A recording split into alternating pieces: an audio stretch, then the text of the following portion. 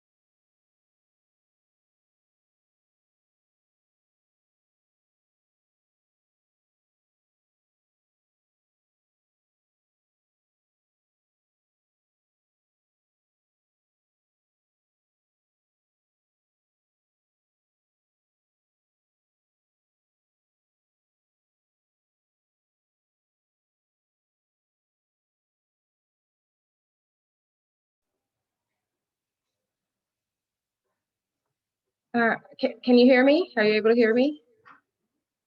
Okay.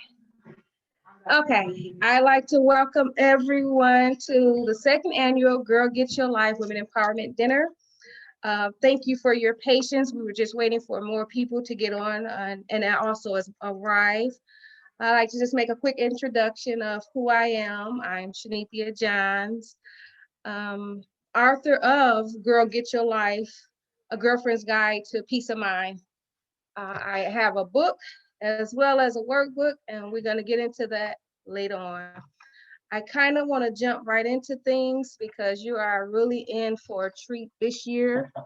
And bear with me because I'm not Zoom savvy at all. I'm more of a in-person type person, which is why I actually wanted to have some of my sister friends come to this event to kind of help me out, get me through it, because me and computers we just getting acquainted. So actually, with that being said, um, we will open up. We planned for this not to go too long. We're not going to hold you, but we are going to let God just have his way with us as well as the speakers.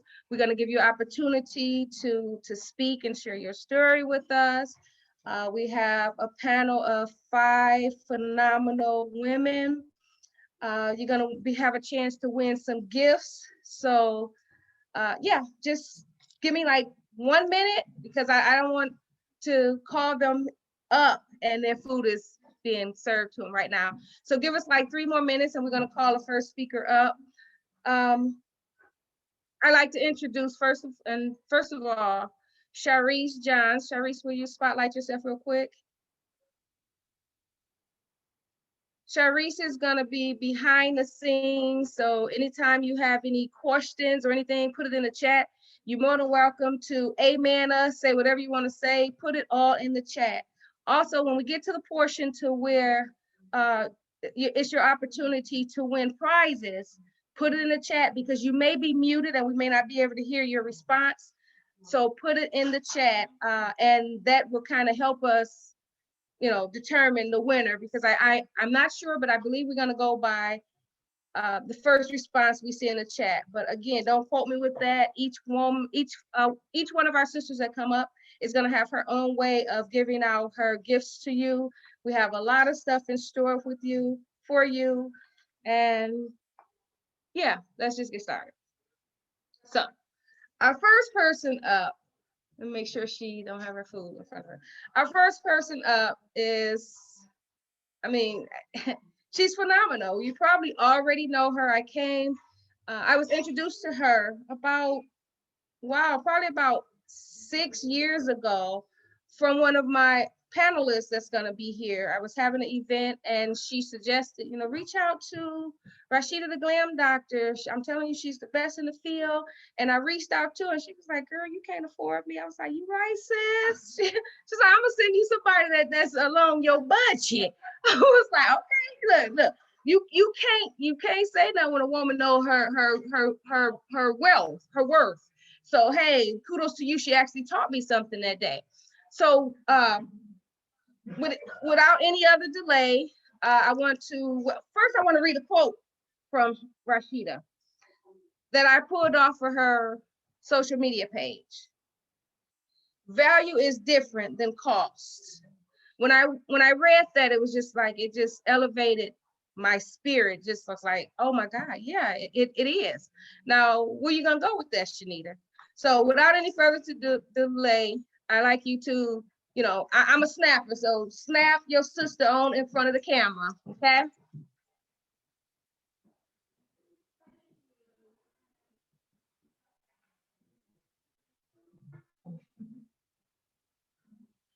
Hello, everybody. I'm so happy to be here this afternoon to talk to everybody today.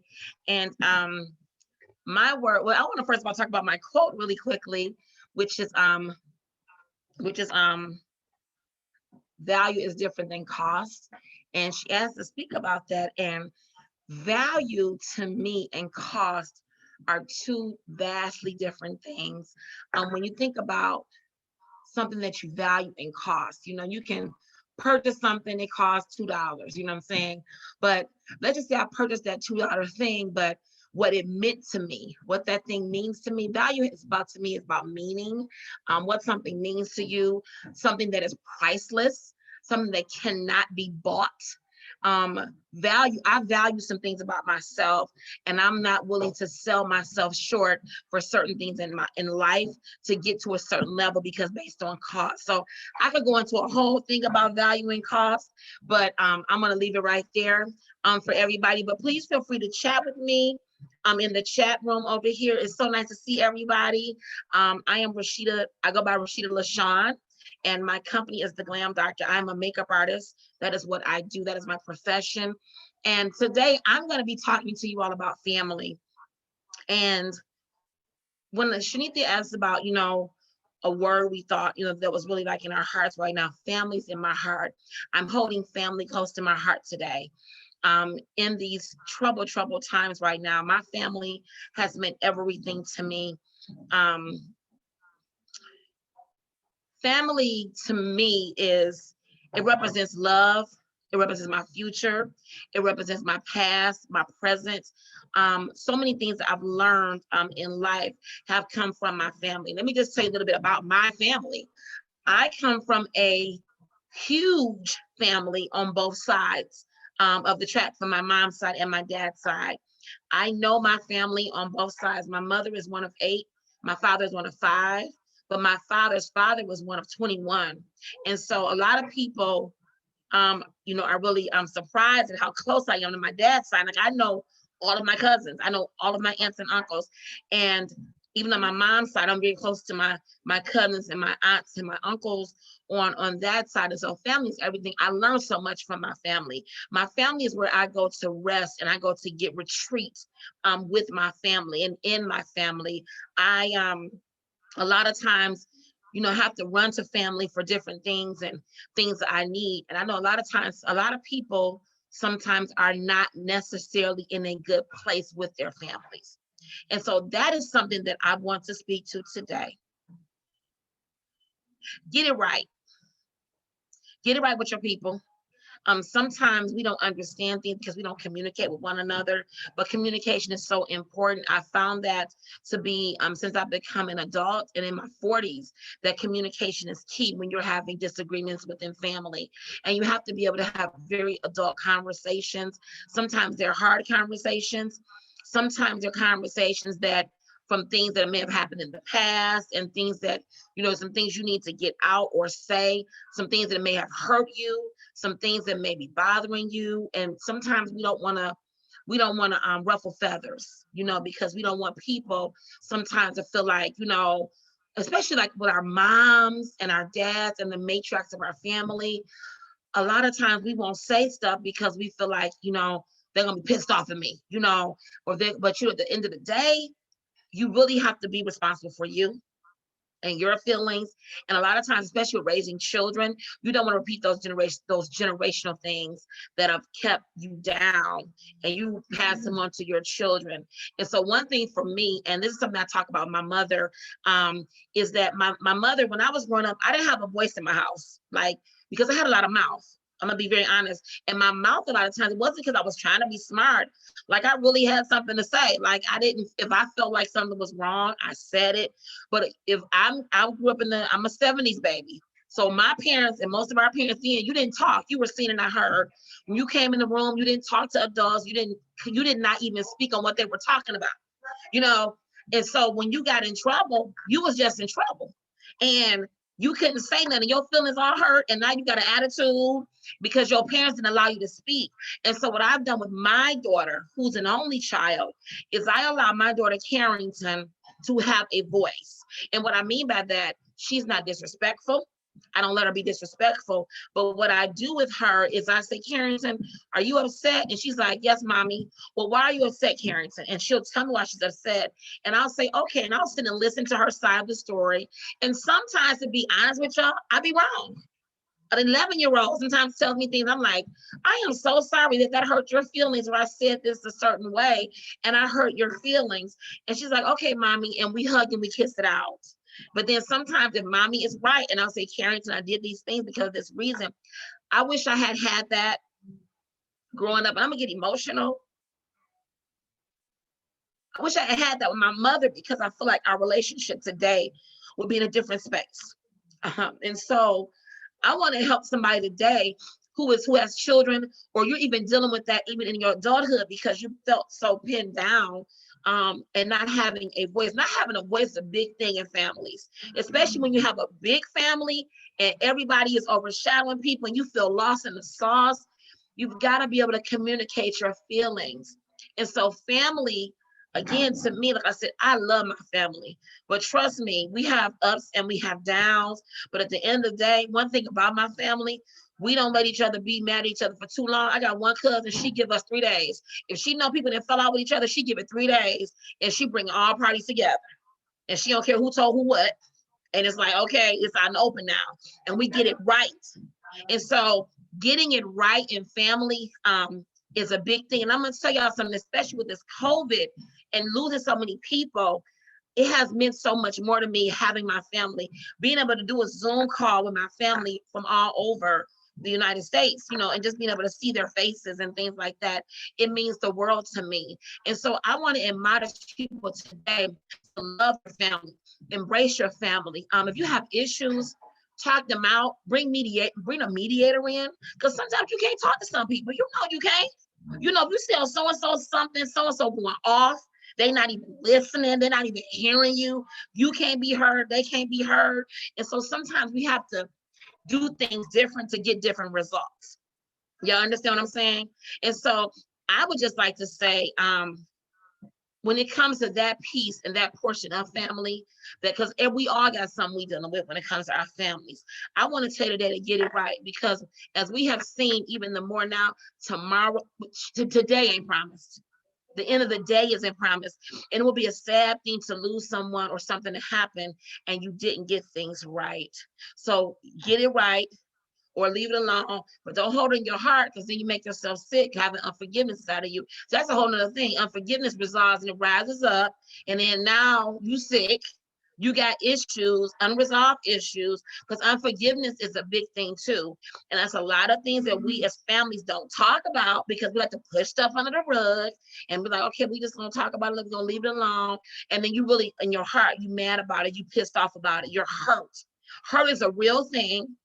And I think that sometimes you need to talk to people and let people know how you are feeling. Because guess what? Even if they feel like you're wrong, you are entitled to your feelings because they are yours. And I want to get my permission today to know that your feelings are yours and it's okay.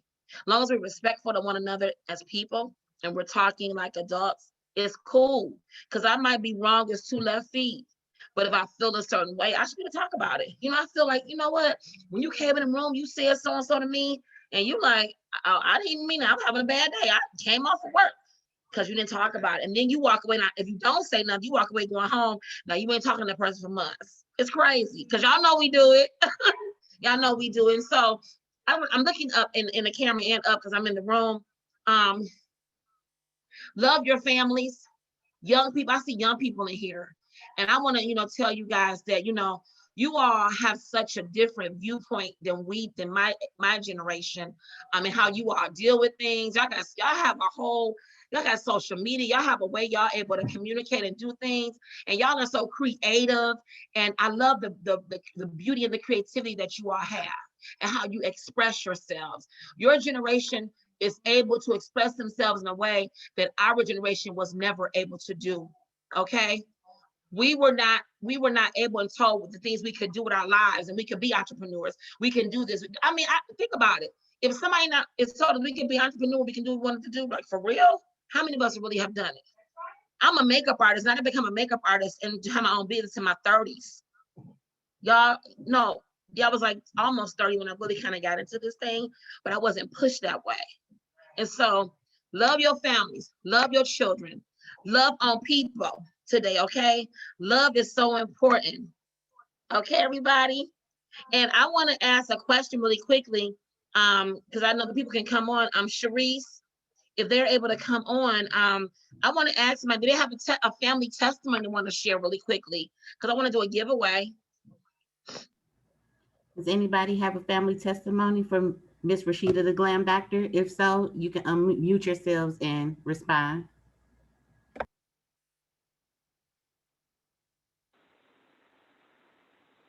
Hello. Did Allison raise her hand?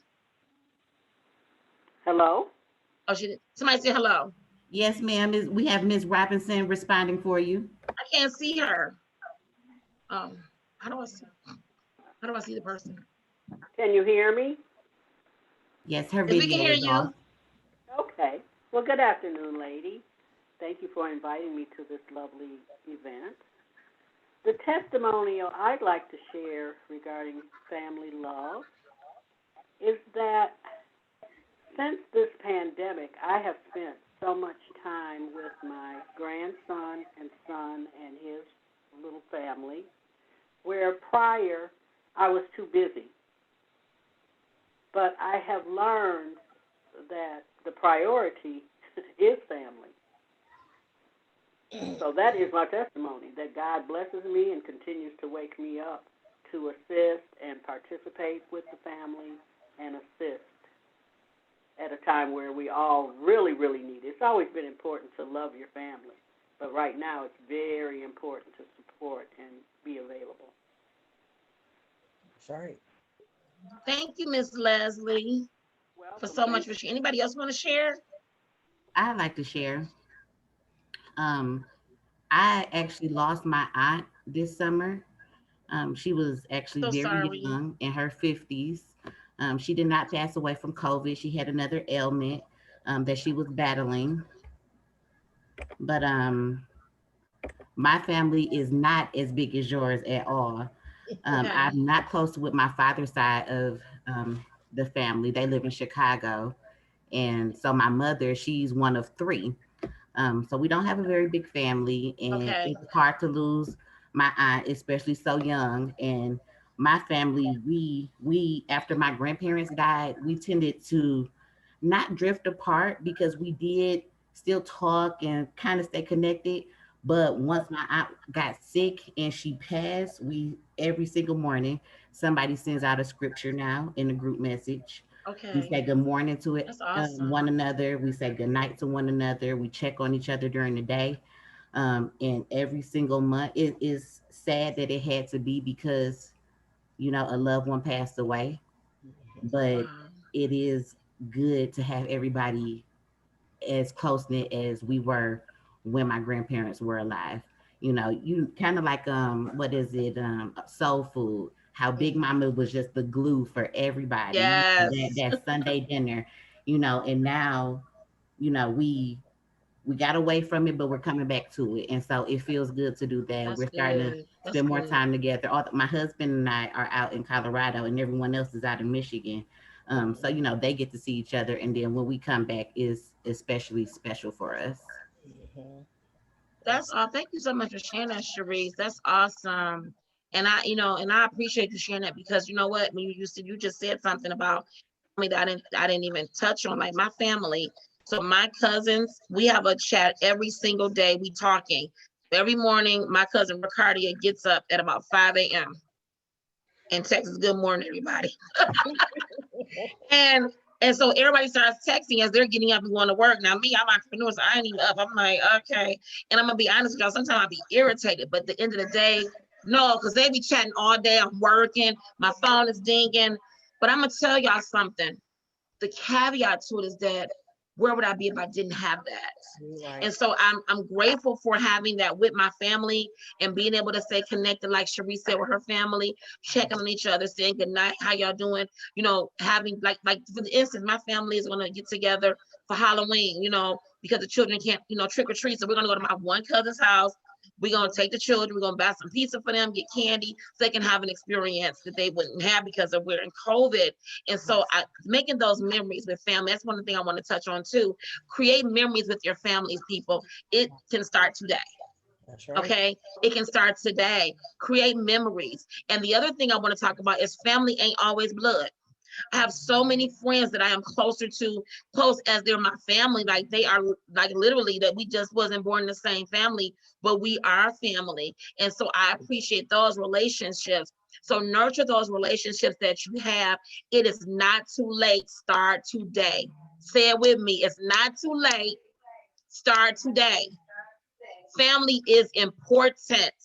Okay? Family is important. And I know I have some women in here that are matriarchs of your family. And sometimes as a matriarch, you feel bogged down because everybody comes to you. Everybody's coming to sit at your feet. Everybody. And I see that, Miss Allison, I felt that in my spirit about you, Miss Allison, that you that person in your family. I don't even know. I see your face like this little, but I can see that. You that person everybody love, Miss Allison. And so a lot of times you feel weighted down with that thing. But just take it to the Lord if you know, or to whoever you pray to. But just drop it there, because to be honest, you are valued and you are necessary. Every part is necessary. And so we need those matriarchs and patriarchs in the families that, help keep the glue. Somebody got to be the glue. I mean, so, sometimes it's just, you or whoever, and it's you. And so know that that's a blessing. That's a blessing. It's a blessing. And so Miss Leslie, please give us your information to Sharice so we can get your gift out to you.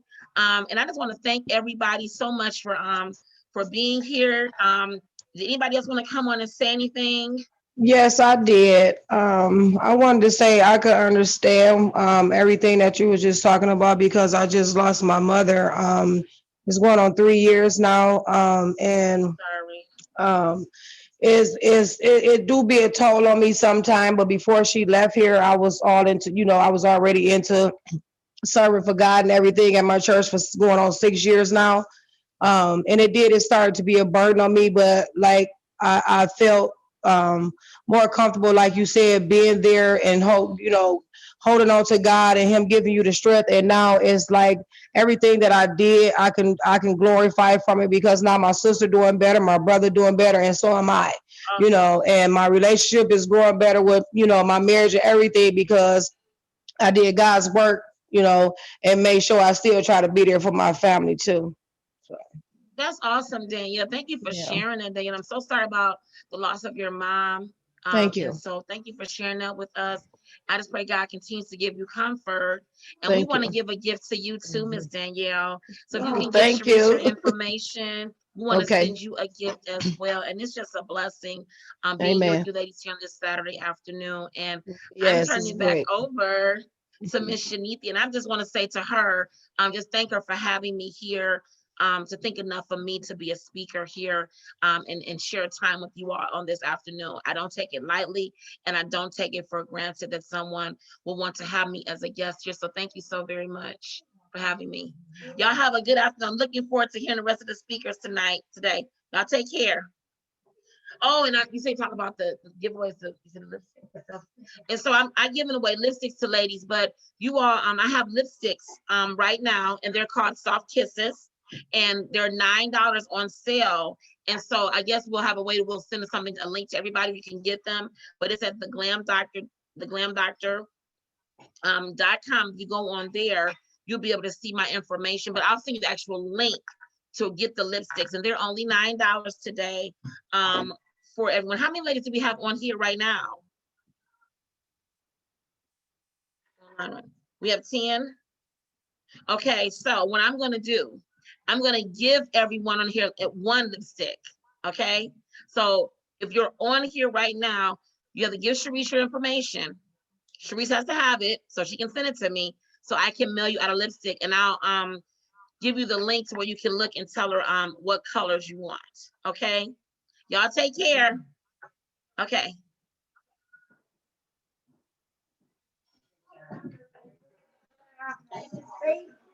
Thank you, Ashita. Listen, I'm telling you, she is phenomenal. Listen, when we talk about family, she had me over in tears, because that's something that me and my family are dealing with right now. Grandma, who is and was the matriarch of our family, Sharice, you can spotlight this. The matriarch of our family passed away a year and a half ago, Kim? A year and a half ago. And when I say grandma was for me the next best thing to the Bible, she was the next best thing to the Bible. If grandma said it, it was so. And that's how I lived my life. So when right before she passed,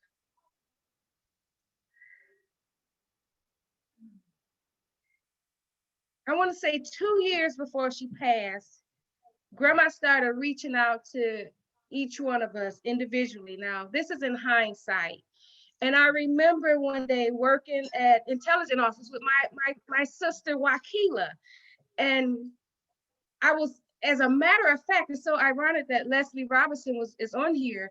I was actually handling some business for Leslie Robinson, and my phone rung, and I looked, and I'm like, Grandma? So it was Grandma calling. Naturally, I answered it. And I said, hey, Grandma. She said, hey, my little chocolate doll.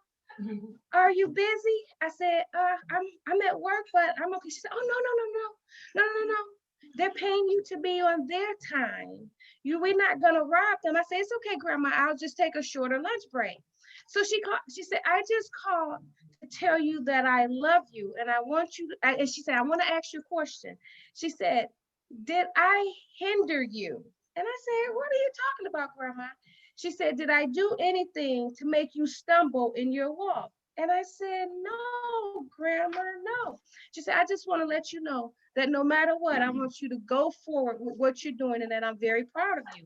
And that just stuck with me, because to hear my grandma say she was proud of me was everything. I've never had anyone in my life say that they were proud of me. And I'm talking about, even to this day, I think maybe one person other than grandma has said they're proud of me, but I don't do things for recognition. So when grandma said that, it was like, that mattered to me. It's like, okay, I'm on a road to doing something great. So let's fast forward to grandma, I say a year, maybe 6 months before grandma passed. She was reaching out to everybody, reaching out. She started, grandma did not spend the night at nobody's house. Grandma didn't believe in that. You came to her house to see her. But grandma started spending the night at people at her, I'll say her kids' houses and her grandkids' house. And before grandma passed away, she called me and she said, my little chocolate doll, I want you to get the family together. And I said, Grandma, I can't do this. They just be, they too much, Grandma. I've been trying to do this. They too much. Every time I try to do it, it don't work out. She said, you just have to do it. This is what I want. So, and Grandma passed in 2018. The last, or was it, yeah, 2018. The last Christmas we had with her was 2017. And Grandma was supposed to come to my house because I had Christmas dinner at my house. Grandma couldn't physically make it to my house for whatever reason. So what she did was she had my mom call her on the phone, and grandma stayed on the phone for 2 hours, just there with us, the presence of her. Shortly after that, grandma passed away. She went on to, as a matter of fact, that was the year that she passed. It wasn't a year, it was 2019. Because she passed the end of December. She spent her last Christmas, her last few days with us. We went to the hospital. She never came out. Before she passed in the hospital, she said to me, she looked up and she said,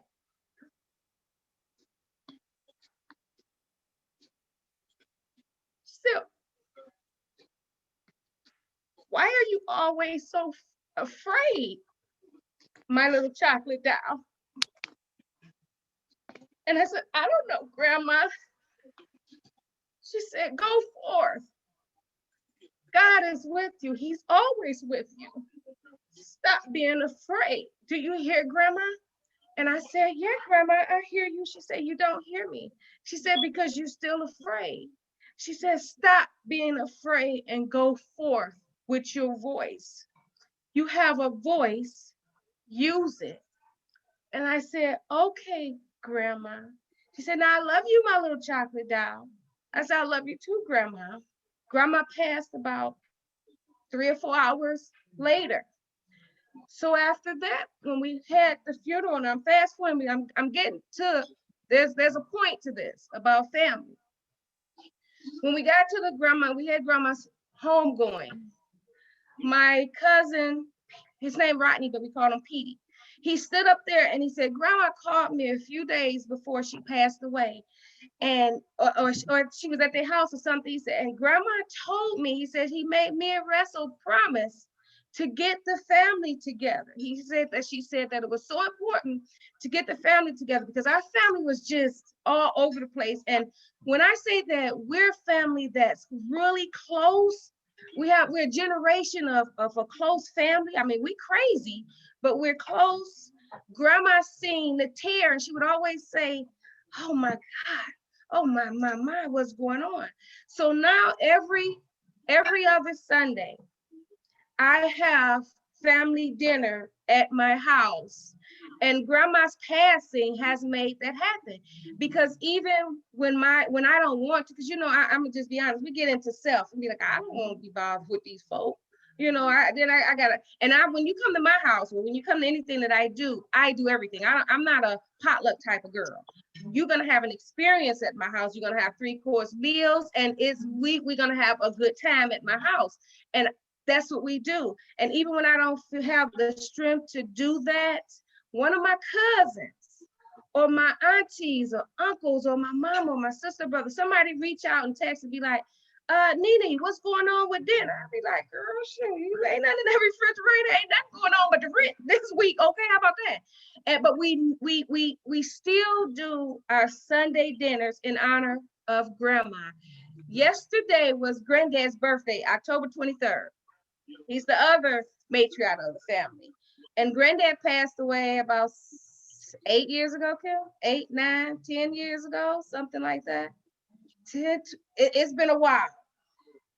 Every year on granddad's birthday, we celebrate granddad by having T-bone steaks and potatoes. Because granddad's saying was, I'm a Johns. I eat good. I don't eat nothing but the best. I don't eat nothing but T-bone steak. So every year, October 23rd, we have T-bone steak and potatoes. And, you know, granddad was a sipper. So he eat and he sip. We ain't got go no further than that. So all in the spirits of granddad. So I just say to you that family is so important. And don't wait to get the last message from that person.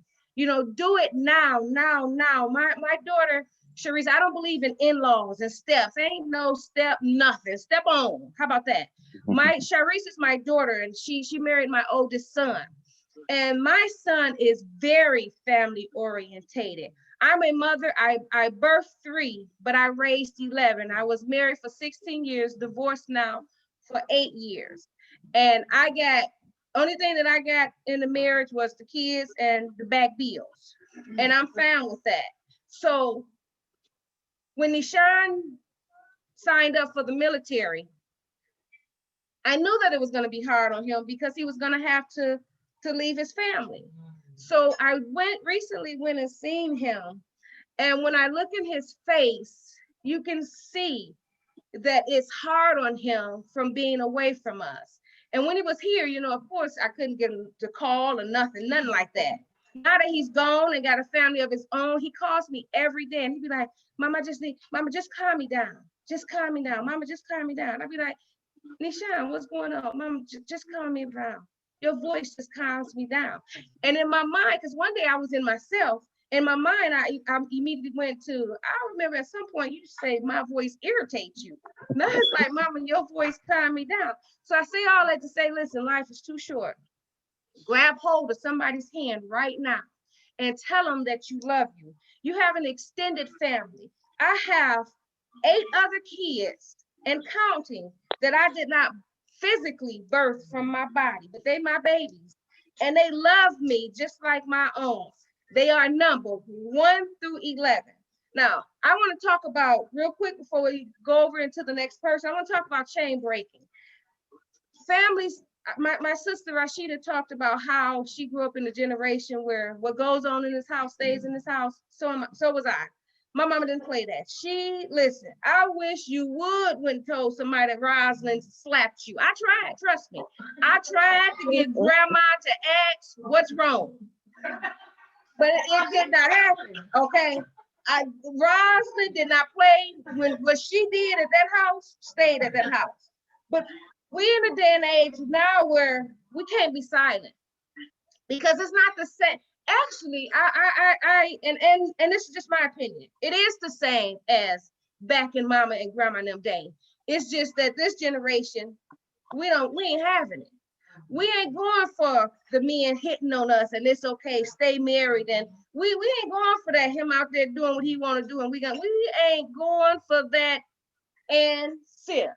We ain't going for it, okay? So when I say and sip, that just means that you take your cup, I wish I had one, and you take a sip because you don't want to say the word that you want to put right there, so and sip. So with that being said, chain breakers. I was driving in my car the other day, and this is when it was kind of warm outside. And I was like, man, I had my air conditioner on in the car, and I'm sitting there and I'm freezing in the car. And I'm like, man, I'm so cold. And then I cracked my window and immediately I rolled it back up. And then I got to thinking, like, you so stupid, what the hell is wrong with you? And I thought about my mama saying, close that damn door. I ain't trying to heat up outside. That reminded me of things that we carry on from generation to generation, how I was still stuck in the moment where you can't open up a window when mama got the air and the heat on. So I'm driving in my car. I'm knocking at the door 50. Believe it or not, I'm almost 50 years old. I'm driving in my car cold and didn't roll out the windows because it was really hot.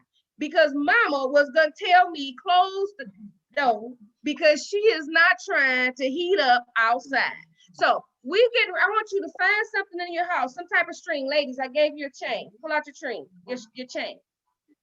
I want you to find a piece of string or either envision it in your mind, a string.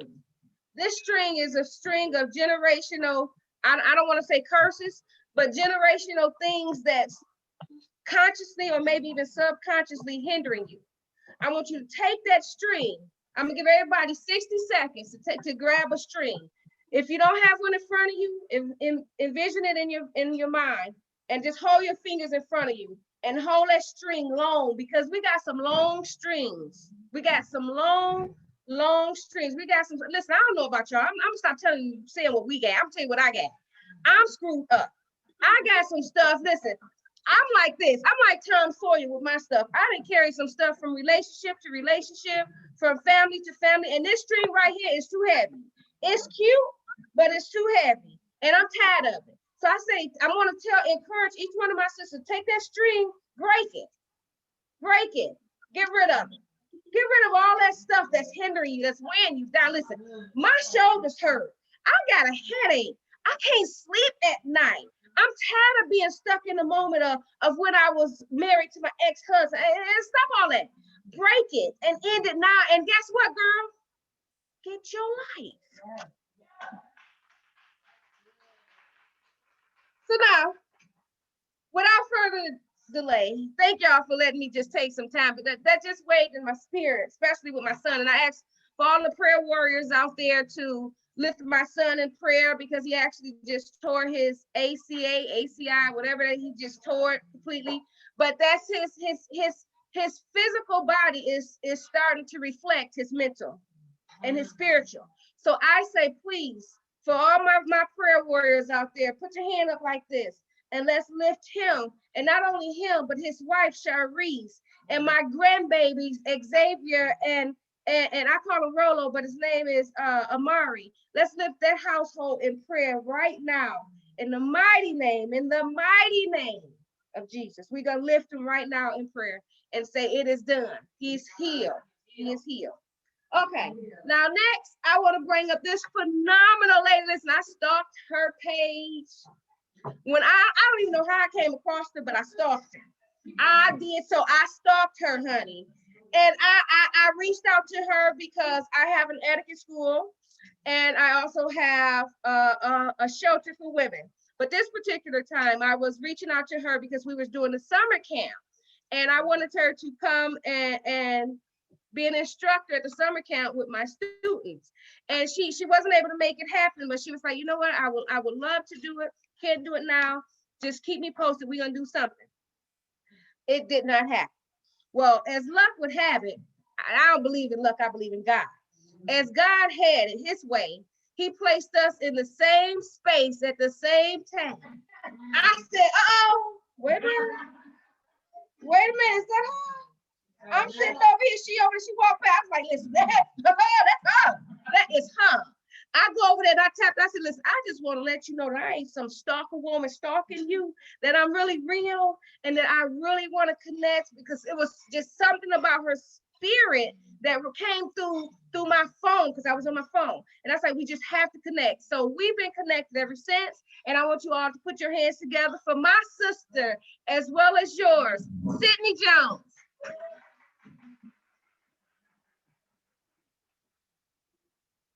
Everyone.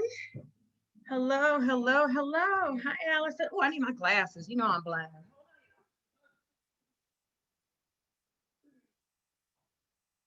First and foremost, thank you so much. Anita, thank you so much for having me as a guest. I'm trying to break out of my shell and do more events like this and more speaking events. Because evidently I got a heck of a story from what I'm told and what I've been what I have been exposing. Let me tell you a little bit about me. First of all, when Shanita called me, she asked me to close my eyes and come up with one word. When I think about myself, to come up with one word, the first word that hits me. Again, when I think about myself. And I did that, and what came to me at that moment was self-love. And it was immediate, because I didn't always love me. And it took me, I will be 49 next month. And it took me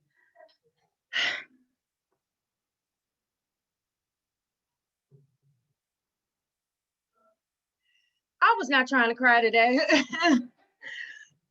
It took me all of 47 years to get it. 47 years to finally say, I love you.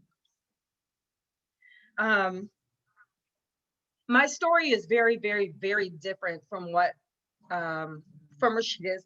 That's the greatest thing, is that our stories are so dynamic because we're so different. All right, I'm good. I'm together now. I got my win. We ready to go, y'all. This is gonna be good. Okay. I didn't come from a tight-knit family. My family was very, I have a very small family on both sides, my father and my mother. And Shanithia, my story is very raw. Is it okay? Okay. My story, and I'm an open book, and with me learning to be transparent, it has healed me because I voiced it. I'm talking about it. Okay. It heals. So I'm going to be very raw, very candid to let you know where I come from, because all of our lessons, all of our mistakes that we've ever made has made us who we are today. And I own that, and I accept it, and I love it, but I didn't always love it until I understood it. So my father and my mother, my father's from New York City. He was a pimp, a New York City pimp, and a bartender. And my mother's from Detroit City, and she dipped and dabbed in a bunch of things. But the irony is that my mother and father met on Belle Isle at the Pimpin' Hoe picnic. My mother and father met at the Pimpin' Hoe picnic, and I asked my mother, how does she feel about me, telling this part of the story, and she's like, baby, that's our story. That's our story. And I love this story. I love this story. And I love my parents and who they were. And okay, anyway, so They met at Pimp and Ho picnic on Belle Isle, and I was conceived on a table. From what I was told, I was conceived on a table. All throughout my life, my father, who was very mentally abusive to my mother, in which I watched him, and the way he would talk about my mother to me as I'm growing up. I have an older brother, and we in which he raised as well. My brother has a different father, but he definitely always showed favoritism. My brother is brown skin with silky black hair because my mother's Mexican and my father's black and white. So my brother's brown skin and I, as you see, light skin, right? Back in my day, because I'm a 70s baby, but back in my day, light skin, long hair was everything. We were everything, right? Light skin, long hair. So I would look at my brother. I remember when I would want or make my Christmas list, I would tell my mother, I don't want black babies. I want white baby dolls because I want them to look like me. You understand? That was a correction that my parents, they never really corrected me on that. It just was. But all the raising of yesterday is so different than today. So different than today.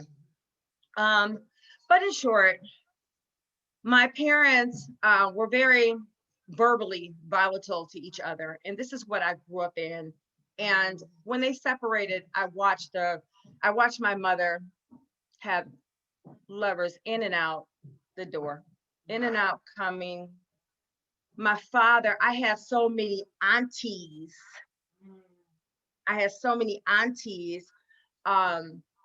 That, my parents were a complete mess.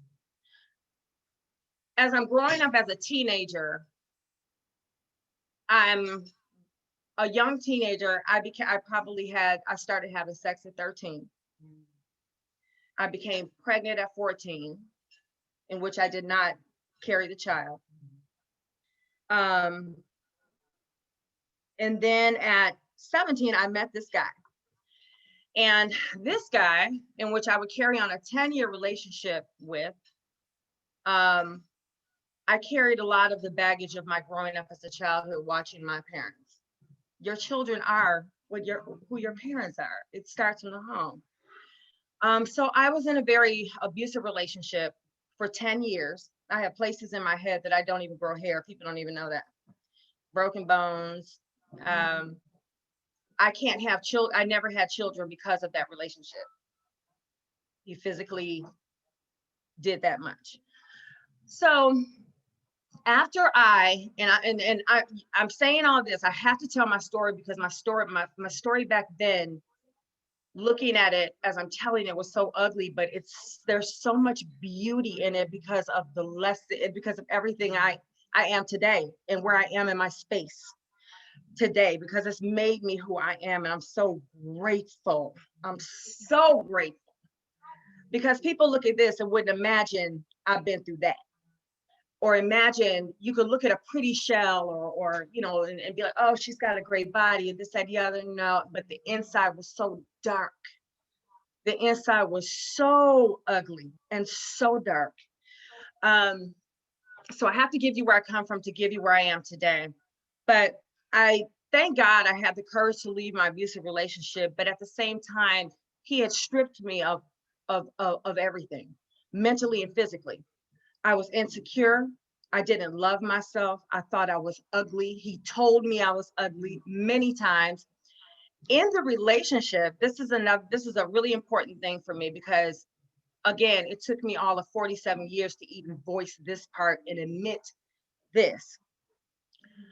Because the abusive relationship that I was in, and when he would tell me how ugly that I am and beat me to a core,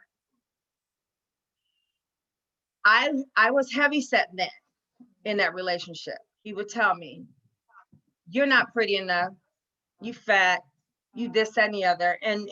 But yet still, he's the abuser, right? I developed an eating disorder where I began to throw up my food. And I had bulimia for over 20 years of my life. And women of color, we don't talk about, or it's unheard of for women of color to have eating disorders. When have you heard a Black woman talk about, I had an eating disorder, I'm throwing up my food? Never. It's almost like it's almost like a white thing. I'm just saying, it really is. At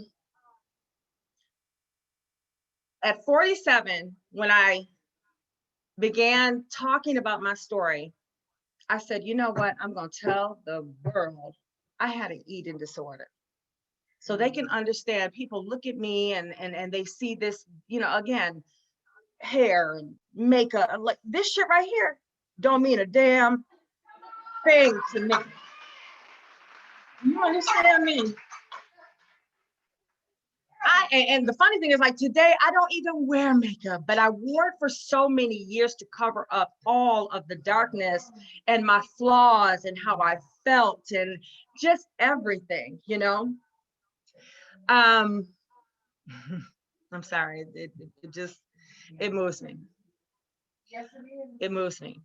The only person who had found out that I had an eating disorder one day was my mother.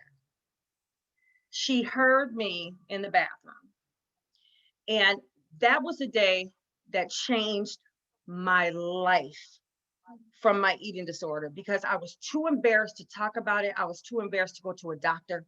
I didn't want, again, Black people don't have eating disorders other than we eat. If that's the disorder, then that's the disorder, right? Then other than that, but no, we don't talk about all the other stuff, right? And I looked at where I was going. I'm going to fast forward. I just needed to give you a piece of my darkness. I had to give you a piece of where I come from and my darkness. And again, I had to look at my mom and look at my dad, and being who they were, they did the best they could. They really did. I don't excuse my father's abuse. He's gone. He passed away in 12. My mom's still here. We actually live in the same condo building, so I see her every day. But I had to apologize to my mother, because for so long in growing up, I really did not like my parents. I felt that they weren't the good parents. And with me not being able to have a child, it was almost like I felt like this was all a part of it to me. I was so angry at my parents, and I felt my parents didn't raise me right for the longest time. And I felt like God was punishing me by me not having a child because of how I felt about my parents. And I consider myself, I look, when I think about myself, I consider myself like an artichoke. And you know how many peeling layers an artichoke has? I still to this day consider myself a work in progress. I don't ever want to be done working on me. I don't ever want to be done. I don't ever want to be done. So I'm still peeling. But at this age that I'm at now, as a fitness trainer, I am in health and wellness. I used to be also a makeup artist. I'm with Rashida as well. However, and I did that for 19 years. And for me, yes, we can paint on, we can do makeup, and it makes you feel good. You're putting your look in my hands. But I had done it for 20 years with my eating disorder. I'm parking lot in that, and you'll see where I'm going with this. I'm working at MAC Cosmetics, 20 years. MAC Cosmetics, managers for a lot of locations and things like that, still going in the bathroom throwing up my food. And people didn't know that. People did not know that. But what started happening with me, and I've been around the world with doing makeup. I still have celebrity clients. But I felt it just wasn't enough. It wasn't feeding my soul, because I can paint on somebody and I can do their face, but it comes off at night. I could paint on myself and do my face, but it comes off at night. So I felt pretty for that moment physically, but I'm still ugly and dying inside. And I'm still dealing with this eating disorder weight issue, because it got to the point that I'd done it for so long, it stopped working. So I'm destroying my whole system, thinking I'm doing something. I'm gaining weight. It was a complete reversal, a complete reversal. So I knew that I wanted to start exercising to take some weight off. And I began to do that. And what happened in that is that I said, you know what? This is what is feeding my soul. Sure, I can put makeup on you, but again, it comes off. But if I give you fitness, if I learn this because I love it so much and it's helping me with my health, and it's helping me to control and eventually stop when my mama would catch me, but eventually stop, I need to give that to other people because it's longevity. It's longevity, right? So we can, and fit comes in all shapes and sizes. You don't have to be slim. You don't have to be skinny. No. Fit is how you feel, right? Fit is how you feel. So when I began looking at my story and becoming this fitness trainer, that I have to talk a lot. And now at this point, I have to talk about health and wellness and things like that. This is when I started to be transparent about my inner issues and my eating disorder. I started talking about it. And as I'm talking about it, it made me go back to peeling more layers. I'm peeling more layers, discovering why I was so promiscuous in my teenage years, discovering why I didn't love myself enough to say no to all these young men. Letting, not loving myself enough to know that I'm abusing my body. I was just loose. And the more I began to talk about it in my transparency, I felt, and I would cry so much. But after that cry, I felt so good. And this is the discovery of self-love for me, because I started feeling something. I was no longer feeling emptiness. I was no longer feeling dark. I was no longer feeling like I was ugly. I was opening up. And that literally saved my life. Again, we can put on lashes.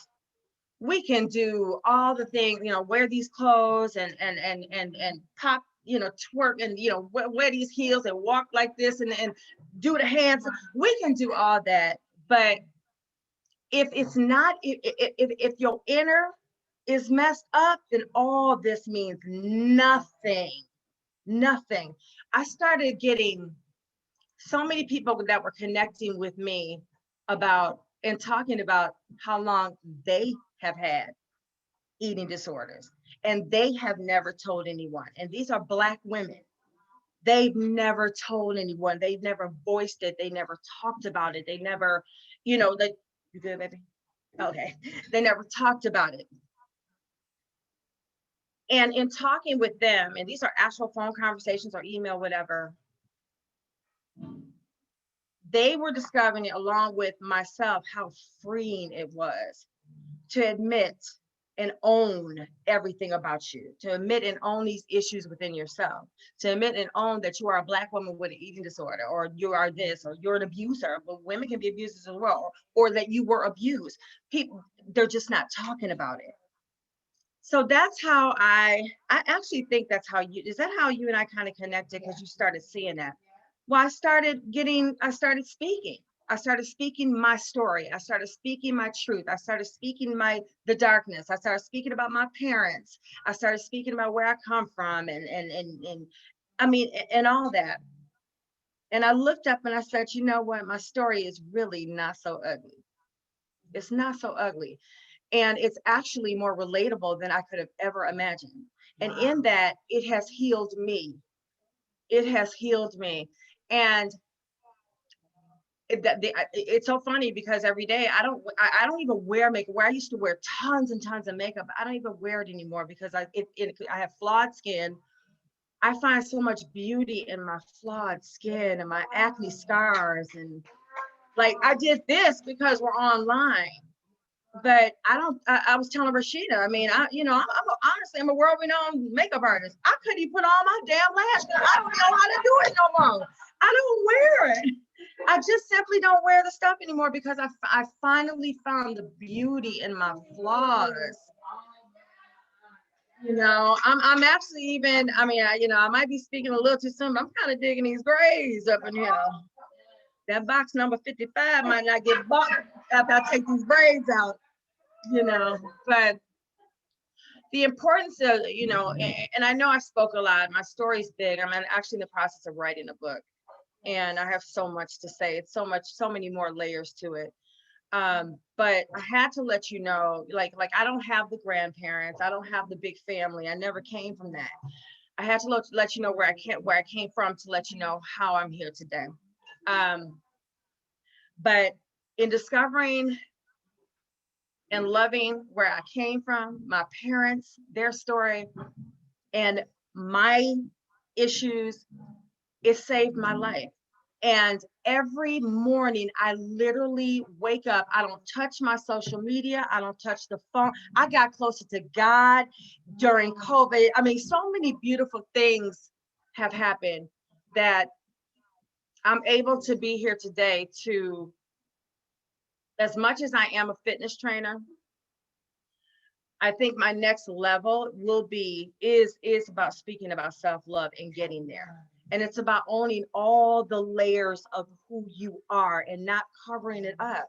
Talk about it, own it. I had to own these things. I had to own who I was and my mistakes and the things I've done to people. I was ugly as well. I've hurt people too,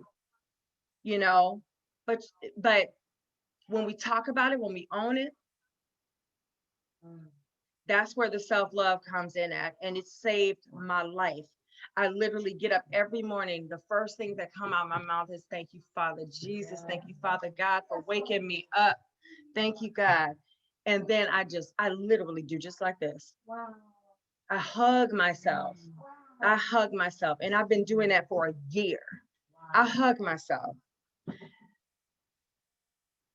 Because if you don't find the love in yourself and start loving who you are as you are, forget about physical, forget about how we look, but inside, and do the work. Do the work. If there's things that's dark in you, do the work. Because one of my famous phrase is, you're the solution to your own problems. It ain't nobody else. I blamed everybody for years. I blamed everybody and I swept everything up under the rug.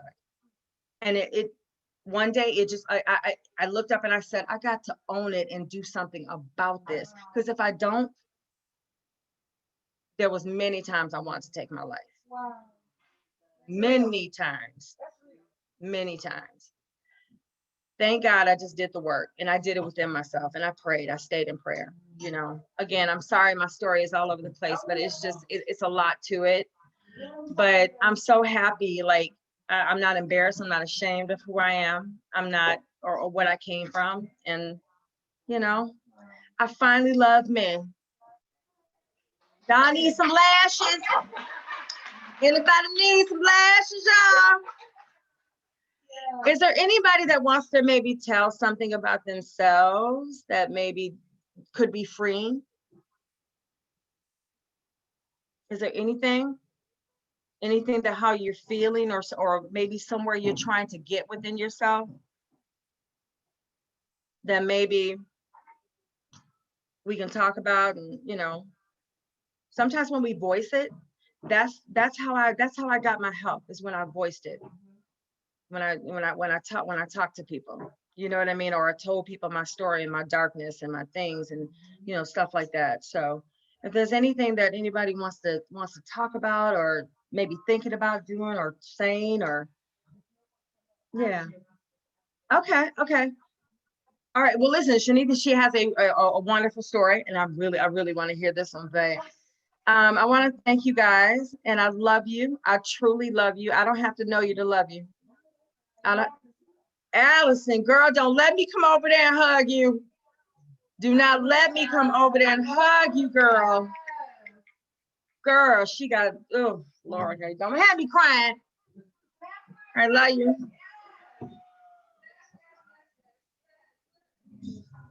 I can definitely relate to Sydney's story. I mean, I'm hearing some stuff that I never knew. Listen, I'm so sorry, y'all. I look like a dirty Cupid chip over here, you know, but I'm gonna get my life together. Yeah, I can relate to Sydney's story because, like I said, I'm knocking at the door of 50, and I'm just now being introduced. Actually, I just became open to being introduced to myself because I did not know me. I did not like me. I did not want to know who I was. I locked myself in a closet, in a corner, in the dark, in the back, and set the house on fire to kill me. I hated me. And this is no lie. And that's actually the name of my book that I'm putting out next. It's called In the Corner, in the Closet, in the Corner, in the Dark, in the Back. And I hated myself. I could not find absolutely nothing good about me. My exact words to myself right before I put myself in that closet, I said, you know what, God, because I didn't have friends. I was a very lonely child. Now, there was 8 of us. I was the only girl until my sister came 9 years later, and the rest was boys. So I was a tomboy, so to speak. And I hated myself. I remember this particular day, my mom had told me to do something. It was probably wash the dishes or something. She said I had a smart mouth. I don't believe it. You know, sometimes when you get older, your mind goes. But that's a whole nother story. She said something to me. I went in my room. I sat on the bed and I was just crying and crying and crying and crying. I was like, God, I hate myself. And I used to have this problem. And mind you, I had totally forgot about all of this until I decided to seek counseling or therapy about 1.5 years ago. And all of this stuff is coming back to my mind. But I used to have this problem where I would sit there and inflict pain to myself. And one of the things that I used to do was I used to take this right here and pull a hair out, just pull a hair out in this one little spot. And I still, like, the hair still kind of hesitates to grow. It's kind of like a reminder to myself, I guess. But I would just sit there and pull the hair out. And I was sitting on my bed and I was like, you so ugly and stupid. I don't even know why God made you. And then I remember taking this hand and pinching it. And then I bit myself and I started hitting myself in the face and slapping myself. I was like, you know what, God? You made a mistake. And I said, get your butt. I said, I said, get your little ugly bald-headed self in the closet so that the closet monster can eat you and kill you. I was talking to myself. So I literally put myself in the closet because, you know, I was afraid of everything, literally. And that closet was one of the things that I was afraid of, and up under my bed. So putting myself in the closet meant that it was a sure death. Nothing was coming out of the closet. So when I put myself in that closet, I stayed there for 40 something years until someone came along and told me, like, I always give the analysis to him. I say, you know, you came to the door because you heard me. I said, for 40 something years, no one ever heard that little ugly girl in the closet. I said, but you came and you sat at that door and you coached me. You didn't rush me out. You coached me to come out. And after I decided to open the door, you sat there and you talked to me and you told me that I was beautiful and you gave me a voice because I had muted myself. That was another thing that in my entire life, everyone would say that just shut up, be quiet. You sound stupid. You sound dumb. Your voice irritates me, which is why even now I don't like how I sound. Like I want to sound like, you know, sexy, you know, sitting in there. I want to sound like that, but I don't. I sound like, you know, this. So this is what I'm working with. So I mean, hey, I'm working with what I'm working with. So when he coached me through that, and he finally got me to come out, and I've been with this guy from he ain't phenomenal, y'all. He's horrible. See, because I don't want y'all up on my man. Okay, so he's a horrible, horrible guy. But I've been with this horrible, perfect, imperfect guy for me for almost 8 years. And he has coached me out of the closet, and he has told me that I am beautiful. He has told me how many freckles that I have on my face. And these are the same freckles that people would say, oh, Shanithia, you bald-headed and got connected out on your face. You so ugly and bald-headed. Why your mama don't buy you no clothes? You know, this was the stuff. I hated myself because I believed other people's opinions about me. So when I say I can relate to your story, Sydney, oh my God. And one of the things that I did my entire life until recently is I used to always say, for those who don't know, my mom just walked in and she's back here, Rosalind. That's way to my mom. For those who I always share the story that my entire life, I used to always say, I don't want to be like my mama. I don't want to be like my mama. I don't want to be like my mama. I don't want to be like my mama. Until one day I found myself on my knees, nowhere else to go. And I said, Lord, give me the strength to live. And you know what he brought to my mind? My mama.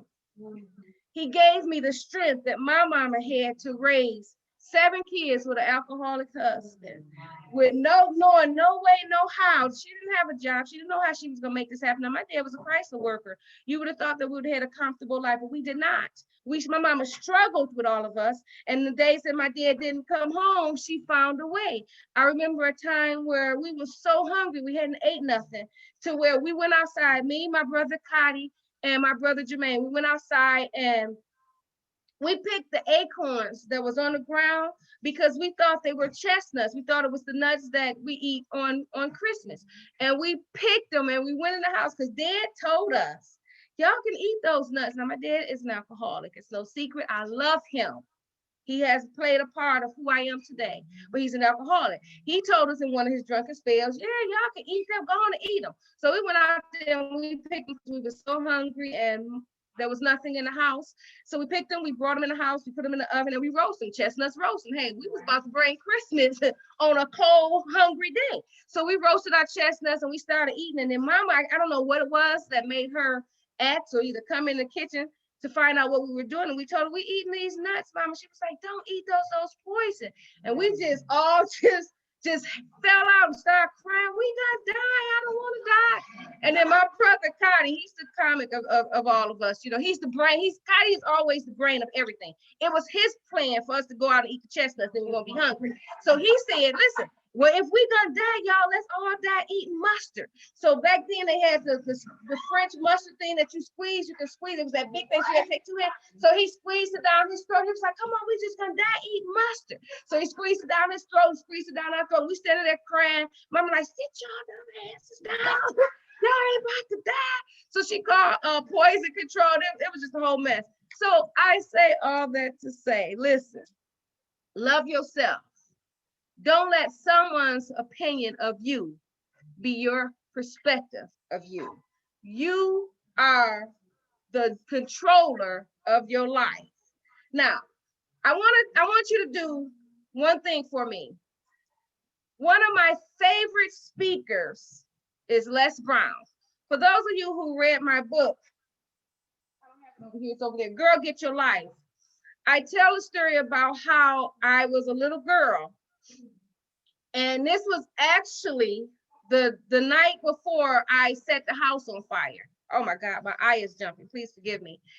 The night before I set the house on fire, I was watching TV, and this was the time when television went off. And this guy came on and he was talking, and I remember him being in this black suit with this red tie, and he was talking, and I had to be maybe 5, 6, 7, something like that. And he was talking and he said, you know what? You can do it. I believe in you. You have greatness in you. And I sat up, I said, I have greatness in me? And he said, yes, you right there that's sitting on the bed. I'm talking to you. You have greatness in you. Take my word for it. And I said, I have greatness in me, sir. And he said, yes, you. Now I'm talking to the TV, but the TV is talking back. Okay, this is the mind of a 7-year-old. So he said, yes, you have greatness in you. So that stayed with me. Now let's fast forward to me being in my 20s and my 30s, and I'm married and I got 8 kids. at my house with this husband.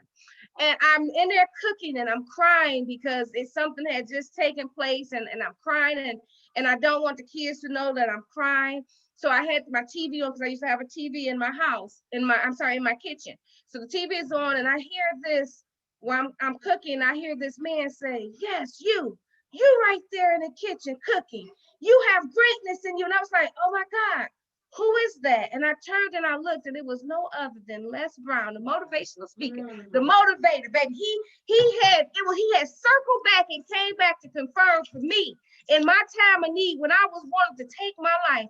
And he confirmed, like, remember I told you when you were 7, I'm coming back to tell you now that you're 27. There's still greatness in you. Get your ass up and let's get the moving. So I was crying, and my kids came in, "Mama, what's going on with you?" I'm like, "Nothing, I'm cooking, get out of here. Get out of here." And I had my lashes on, so I'm getting myself together. So I want to say to you to take 60 seconds. I just want to take 64 seconds of your time. One of my favorite movies right now is It's a Beautiful Day in the Neighborhood, the Mr. Rogers movie. I never watched Mr. Rogers when I was younger because I thought it was just boring. But this movie has a special place in my heart. And I watch this movie every day. And there's a line in it where he says, "I want you to do something with me." He's speaking to this man that's got all this hatred and anger in him towards his father, which reflects into his world and everyone in his world. He said, "I want you to do one thing with me, Lloyd." And he said, "What is that, Mr. Rogers?" And Lloyd's sitting there angry and mad. He said, "I want you to take 60 seconds and think about all the people who loved you into being." Oh! Who loved you into being. So I want each one of my sisters right now to take just 60 seconds of your time and think about everybody that loved you into existence. And we're going to do it right now in time.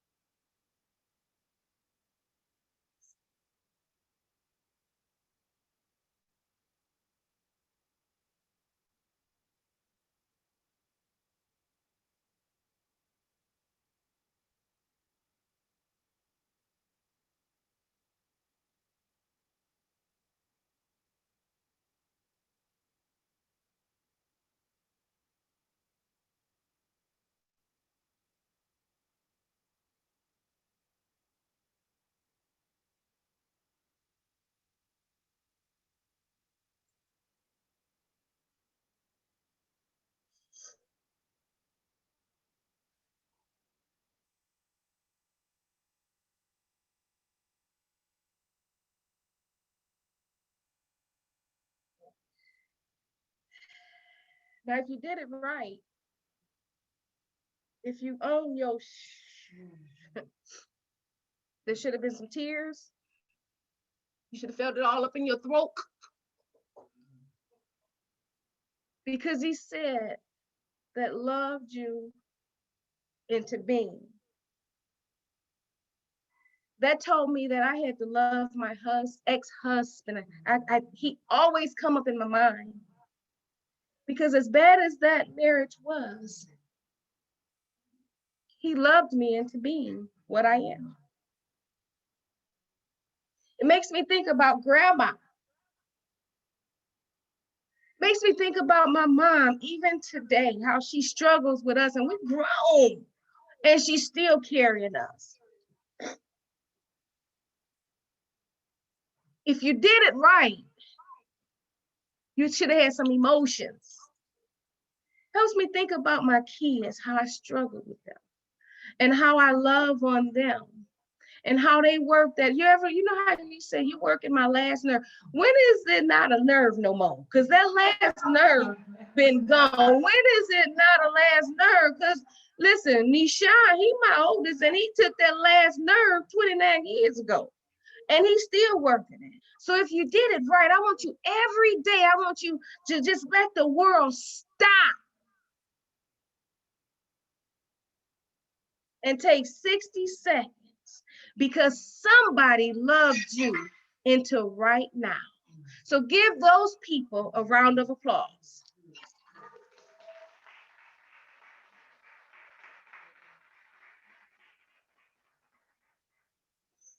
Okay, we're gonna move on. Listen, my daughter did my makeup today. Very cute, I'm cute, I'm cute. Listen. Now listen, I'm learning me. And I was sitting over there about to cry when Sydney was talking because I want to know me, Sydney. I want to know me. I was afraid, but I want to know me. I can't go out the house without my eyelashes, Sydney, because I'm afraid. I just told my mom and my sister a few days ago, I said, you know what? I'm afraid to be who I am because I might not like her. I'm used to being the perfect Patty. I'm the etiquette instructor. You know, I can't say shit. I can't say damn. I can't say I know y'all crazy. You know, I gotta keep it together all the time because I'm Miss Etiquette. But guess what? I get angry. I'm angry sometimes. And I'm finding out, Sydney, it's okay. It's okay. So I'm letting it go. Listen, I woke up the other day and I was on this journey to growing my hair out. And I've been brush and go a bald girl ever since my mom allowed me to cut my hair and dye it in the 8th grade. But 6 months ago, when Rona came to the house, and she ain't left, when Rona came, I said, I'm gonna let my hair got all the way down to my top lip. I didn't know, I hadn't realized that till my daughter was like, Mama, your hair grew. My daughter Nigerian, we call her Nadi. Nadi Hottie, baby, Nadi Hottie. It was shady the way she informed me, but she told me. She's like, the shade was real. Can't nobody shade you like the kids. I'm telling you. She said, oh, Mama, I was on FaceTime with her because she's moved. She's married. Her husband's in the military, and they moved to Alaska. So on FaceTime with her, she was like, oh, Mama, because we got this thing. And everybody know when I snap like this, God didn't. He blessed me with a lot of things, but not a snap. So when you see me go like this, please help a sister out and snap for me. So I'm like this. I'm like, yeah. She's like, hey, Mama. She was like, your hair is growing. I was like, have it? I can't tell. She was like, yeah, Mama. She's like, pull it down. And I did like this. She's like, no, Mama, pull it down. And it went all the way down here. She's like, see? I was like, it don't look like it. She said, yeah, Mama, because your bang used to be way up here. I said, you know what, Naughty Hottie? Leave it to you. But I say that to say I woke up a week ago and I went in the bathroom and I've been wearing my hair back. I went in the bathroom and all of this was gone. The biggest spot was right here. Remember, I just told y'all that that's my nerve spot. So all this was gone. And I called my mom and said, Mama, what I'm gonna do? She was like, you gotta cut it off, baby. I said, Mama, I just grew. She was like, you gotta cut it off. She was like, cut it off. She's like, it'll grow back, it'll grow, it's nothing but hair. She's like, but if you want to leave your little bang in the front, she said, you gotta cut it down though. You know, listen, because sooner or later I'm gonna be able to go like, listen, Lord didn't bless me with hair so I can break my neck. I want to break my neck at least once. So she said, cut it off, cut all this off. She's like, you gotta cut it down to the lowest point, Shanita, and just let it go back. So you see, I'm sitting here and I still look like a dirty Q-tip, but my daughter was like, I'm gonna do your makeup, Mama. I'm gonna do your makeup and you're gonna be pretty. Don't even worry about it. So she did my makeup. So I was over at my aunt's house. We're gonna go on to the next person, to the next thing. I was at my aunt's house, my mom's house 2 days ago. My eye is jumping. And we were all sitting there and we were talking about relationships and men and blah, blah, blah. You know how we do when we all get together. And my mom is the matriarch that day because we was in her house. And my cousin Lanaya, the youngest one of us, we were all saying how, you know, I give 100% of my relationship and blah, blah, blah. He can have all this and blah, blah, blah, blah. And my cousin Lanaya, she was like, and I'm just gonna keep it real. She was like, y'all bees crazy. She said, I don't give nobody 100%. She said, I give a 50, but I gotta keep the other 50 for myself because I got to know who I am at all times. I said, you know what? I said, I'm not about to play with you, sis. She said, yeah, Nene, that's true. She said, think about it. She said, if you giving him everything, you don't know who you are. She said, so when he get to driving me crazy, I can at least pull from that 50% and still know who I am. So I want to say to you, ladies, every day you get up, I don't care whether you're going to work, whether you're dealing with your kids, because you know, we the first person to say, I live for my kids, hell to the no. I only got one life. God gave me to be the steward of my kids. I'm gonna do the absolute best, but I'm getting ready to get my life right now. Nishan gonna get his life over there in Colorado with Sharice. Kamora gone doing her thing over wherever she at. Cameron gone, Nadi gone, Marcus gone, all of them gonna see it's 11 of them, it's so many. But everybody getting their life, and I'm sitting here. No, I'm getting my life. So don't never give 100% to nobody. They ain't deserving of it. And I just realized that 50 years into my life. So 50-50, ladies. Let me hear you say it with me. 50-50, ladies. You got, hey, listen, because you're going to forget. I know firsthand. I gave 200%. Because 9 out of 10, they wasn't giving nothing. Okay. And I'm transparent. Yeah.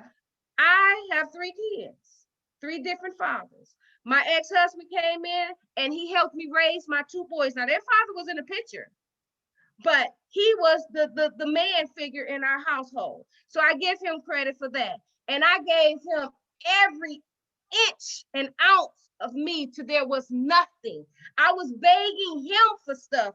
Give me some. I remember saying, God, please. I just want to feel something. God, please. So when she said, no, Nene, don't give nobody 100%, I felt that because that was real for me. So I want to move on to the next thing. We're going to have our sister Kamari getting ready to come up. But before we do that, I want to talk about the blue garbage can. The blue garbage can, you said, what is the blue garbage can? Well, it wasn't nothing to me until I was talking to my dear sister, Teresa Random and T. Rose a few days ago. Now, I always say, when somebody say, what you doing? 9 out of 10, I'm at my house, sitting in my chair, looking out my window at my blue garbage can.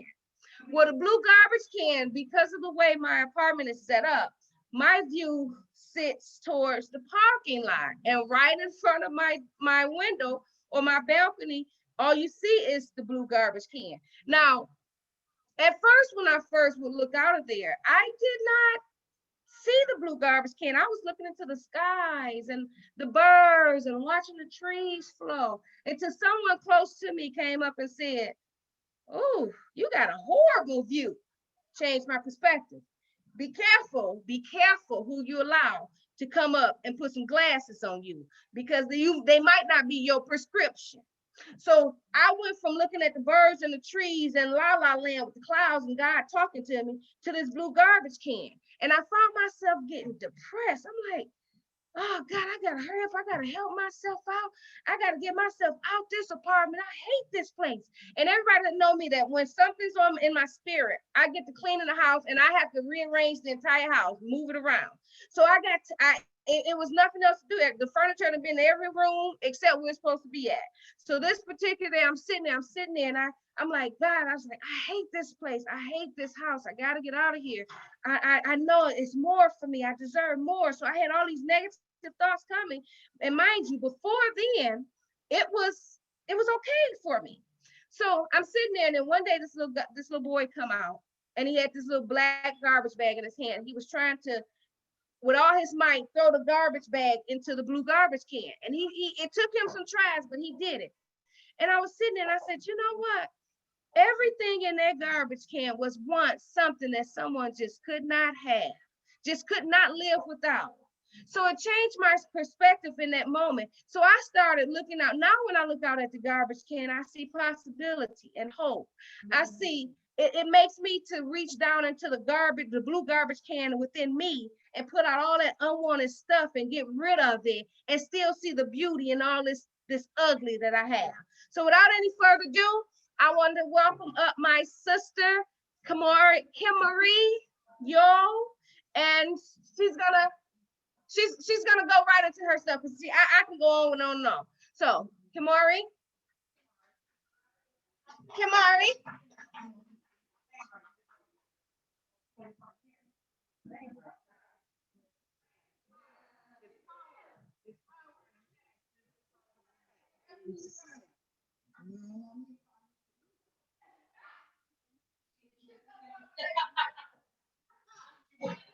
All right, so I'm gonna get this. I'm gonna get this started.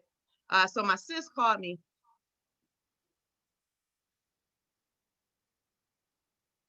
One second. No, it's fine. I'm gonna just turn your volume down. I don't know how to. No, you gotta mute it. Something's happening. Oh, you know what? I know what it is. It's over here. So sorry. This is pull your volume out on here.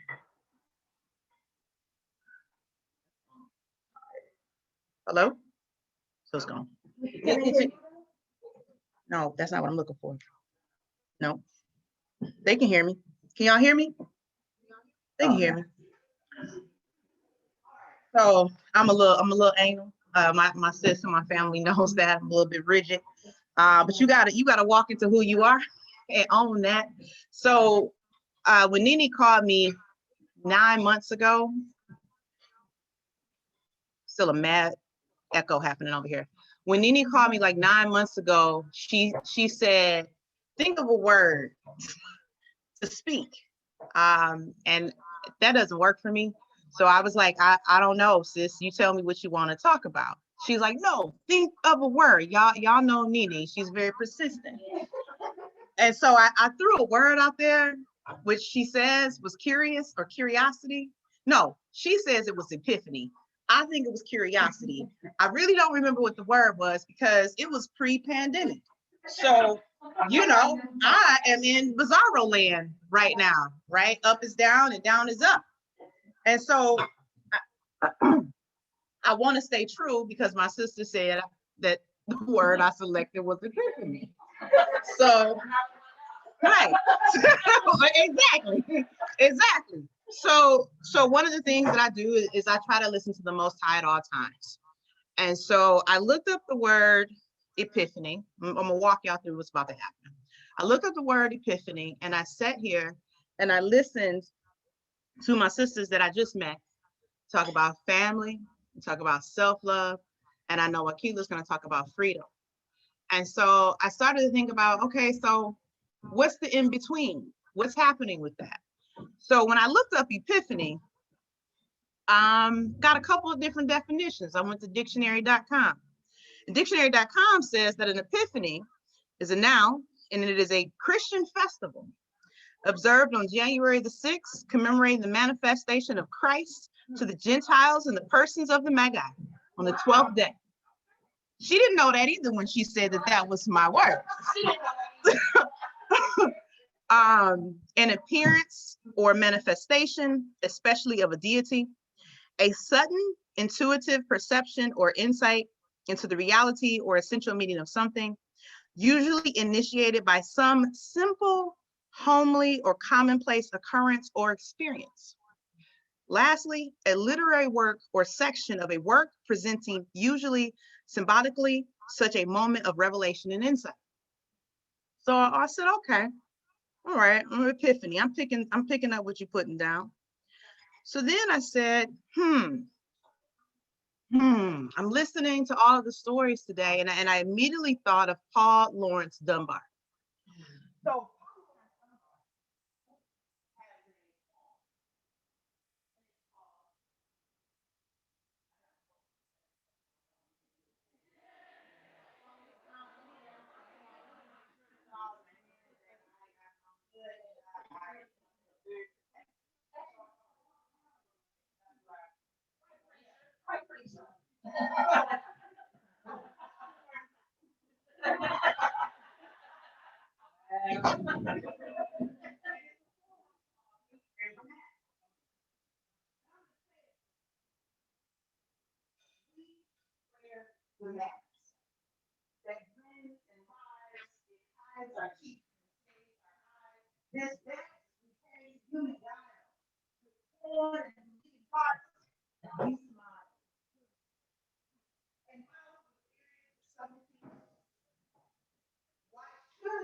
The world be otherwise, counting all our tears inside, may heaven only see us while Kim, we can't hear you good.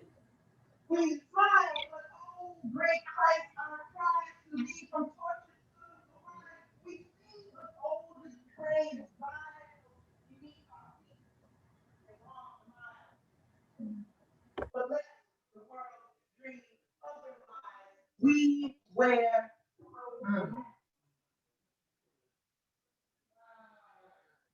So this is all about leading our lives, correct? And so, unfortunately, it says, I love you. But I listen to a higher power. So whatever comes out of my mouth in this hour is meant for the people who are here. And whoever shall receive what I say, it was meant for you this day.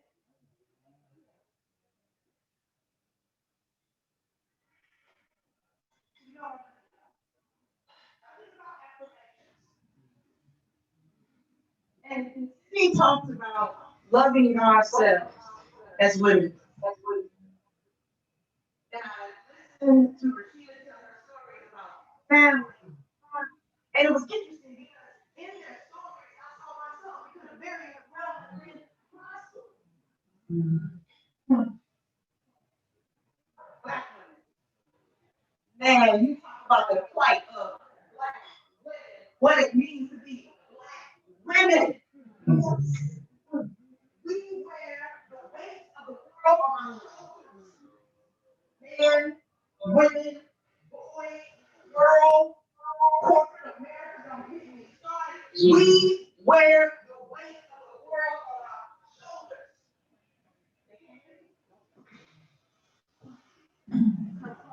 Come closer.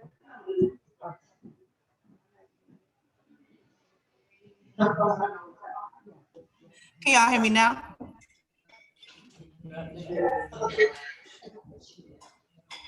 So we wear the weight of the world on our shoulders. Can you hear me now? Because I'm trying to figure out how to live in a Zoom universe, a virtual world, and a physical world. See, they talk about social distancing, but it's physical distancing. They're messing with our mind every time. But we wear the weight of the world on our shoulders. And tell me, where do we go for sanctuary?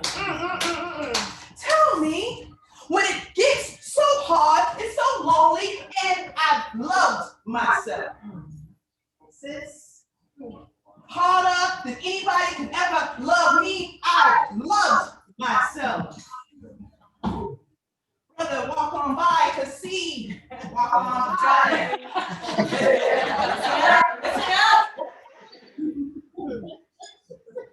But I've done all that I can do. What the brother say? When I've done all I can do is stand. Yes. I ain't forgot about y'all sisters over here. Love y'all. So here's what I was saying. When we wear the weight of the world on our shoulders so heavily, more than any other race or ethnicity or gender, that is us. Where do we run to? Who do we call? So the word that came to me, the epiphany, was affirmation. All right. See, as sisters, I don't think we affirm one another enough. Lift each other up enough. Yes. See, we've been beaten down so much by the world, we tend to then beat down others that look like us because they look like us. Yeah. When is the last time that you affirmed another sister? My sister got up there and said, outside of her grandmother, she had never heard someone say that they were proud of her. But I'm here to tell you, sister, I am proud of you. You told me outside that door that I inspire you, but let me tell you, you inspire me every single day. Because you do everything everything that I couldn't do. But understand, what's meant for you is meant for you, and what's meant for me is meant for me, and what's meant for you is meant for you, and what's meant for you is meant for you, and what's meant for you is meant for you, and what's meant for you is meant for you. We are here walking in our destiny. Yes. You must own that.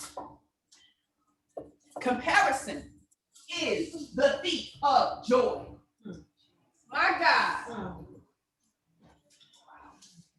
So if you continue to compare yourself to others, you will never know joy. And I'm not talking about happiness, because happiness comes externally. Joy comes from within. Yeah. In the morning, joy sets at night, and so if you allow it to. If you spend your days wondering why you were born the way that you were born, if you spend your days wondering why your hair don't look like her hair, your shade ain't her shade, and your size ain't her size, let me tell you,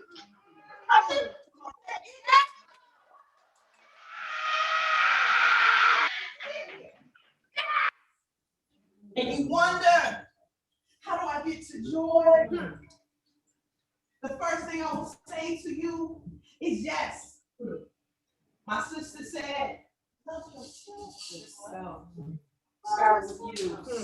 You gotta start from within. You can't hold on to generational curses. And what your family did, what your mama and your daddy did, what your great grandpappy did. Understand that those things made you who you are today, so be grateful for that. Because you are the sum of all those things. And after you do those two things, love each other. Come on. Find a sister and say, Deanna, you beautiful girl. Yeah. I love you.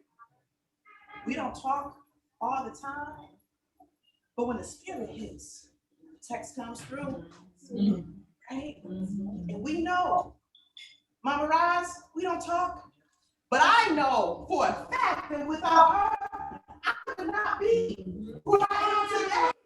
Yes, Lord. Mama called me puppy dog for years. For years. And I didn't understand it, but one day I grew up. Oh, yes. I bark. I ain't got time. But she was a woman who had lived. So I affirm you. Beauty, grace, don't take nobody's shit. No. And walking her through Yes, she every does. single Yes, day. it does. Without exception, without excuses. I ain't seen no mask on her. I ain't never seen a mask on Miss Rice. Maybe she popping it for other folks, but I'm saying, I ain't never seen a mask on her. What you see is what you get, and you will respect it. If you don't, get the hell out. That's right. Seeing roses. That's right. Roses. You would say it to me and my child often. I have seen roses. And if you know, like I know, you gotta hit the no. Or the no, or the no. Be no more.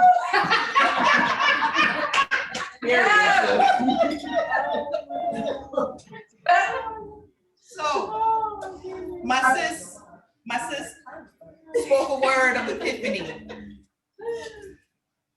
She put that word on me, and I thought it was curiosity. And so I spent this week getting curious about what epiphany meant, and the 4 definitions I gave you, I had no idea. But it seems like it all worked out in divine order, because it was about Holy Day. It was about spiritual revelation and literary works. And so I think that I've listened to the universe in a way that I hope, sisters, that you understand, if you're not affirming yourself first, loving yourself, waking up every morning, like sis said, and hugging yourself, let me tell you what you ain't gonna be able to do. You can't affirm anybody else. And if you wondering why you can't affirm anybody else, it's probably because you have negative self-talk. So that takes me to number 2 What are you telling yourself? Yes. What are you telling other people about you? What are you telling yourself about other people? Wow.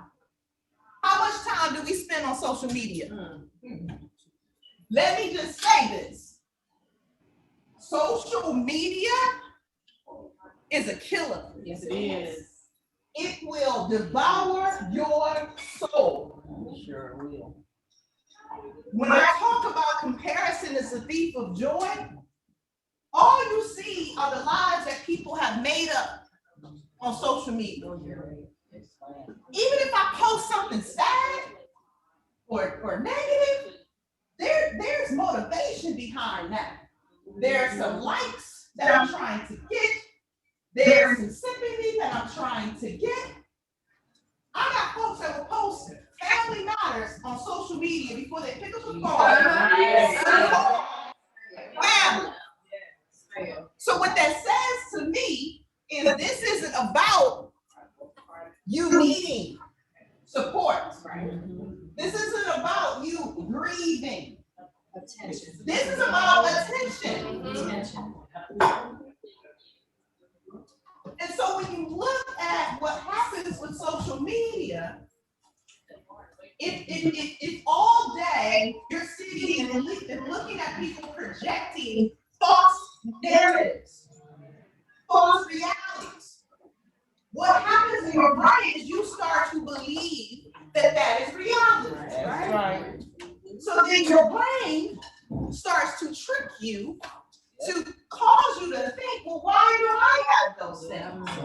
What am I not doing?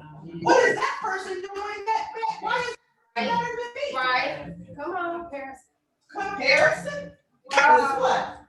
The thief of joy. Yes, it is. So when you're sitting there and you're on Instagram and Facebook and all of those things and you're scrolling, every single message that you see is saying something to your subconscious. Wow.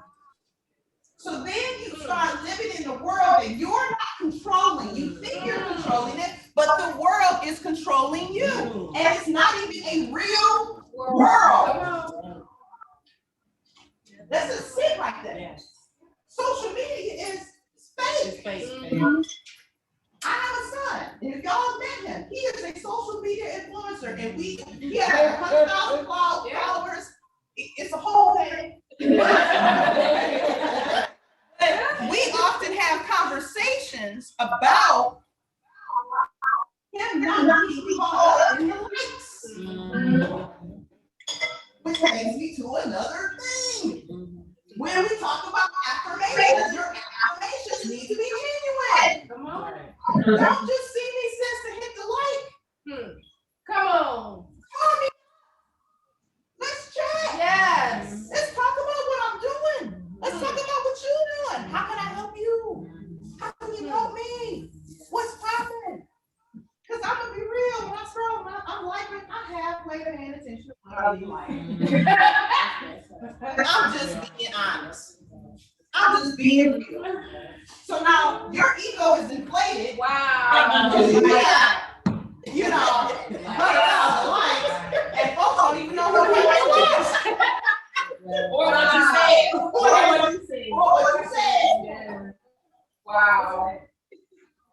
So we have to get back to community. This is why when my sis and I talked about this, she called me up. And she'll call me from time to time, and I try to do the best I can. I fall short. But she called me up and she said, I'm gonna do this event. And she said, I'm gonna do it virtually. And I've been living virtually since March, like many of y'all. But for me, I do it 12 to 15 hours a day. I'm on Zoom. And that's why I have a widescreen camera, so I can walk. Because I don't want to be a talking head. I don't want to do it. It's just I'm over. But when my sis called me up and said, hey, I'm doing this thing, can you speak for me? I'm like, yeah, sis, what do you want to do? And then I said, when are you doing it at? She said, I'm gonna do it on Zoom. You can do it on Zoom. But what are you trying to do? She's like, well, I'm trying to connect women. I'm trying to do this. I said, well, sis, how about we try something different? And yes, we have sisters that are here virtually with us. I see you, Leslie. I see you, Allison. I see you, Natasha. Hey, Auntie Tamika. I feel that, right? But you gotta have something for everybody. And so for me to be here in this space, feeling this energy, that's important. And I get we in the middle of a pandemic and we gotta do the best we can to protect ourselves. But don't, as women, as Black women, yes, I started with, we have the weight of the world on our shoulders, but honey, we were built for this. Yes. There is no other creature on the face of this earth that can handle what we have handled. But what we can't do is lose sight of community and connectivity. Okay? We have to figure out the ways to do that, because let me tell you something, and I'm gonna wrap up. The future of our world, of our communities, depend on us. If you think about what's happening right now, and I'm not gonna get political, but if you think about what's happening right now in this election cycle,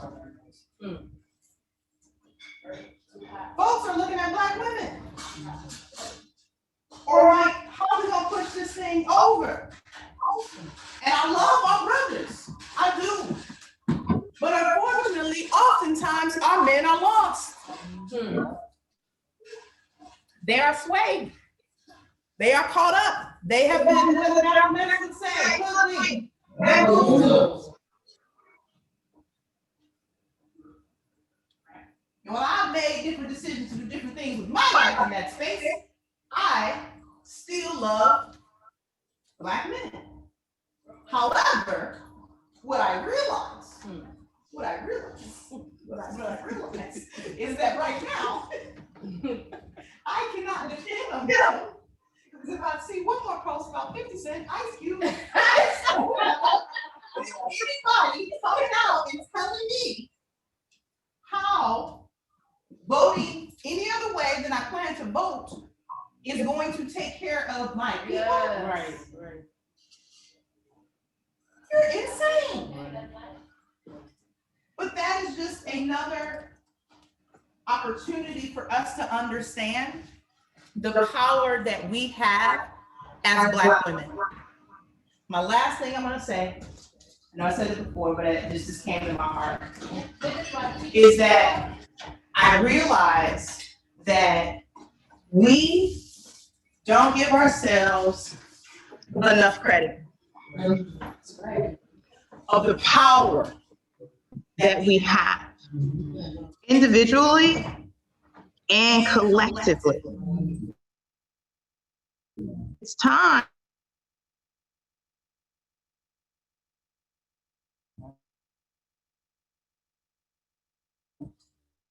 And I think that it's time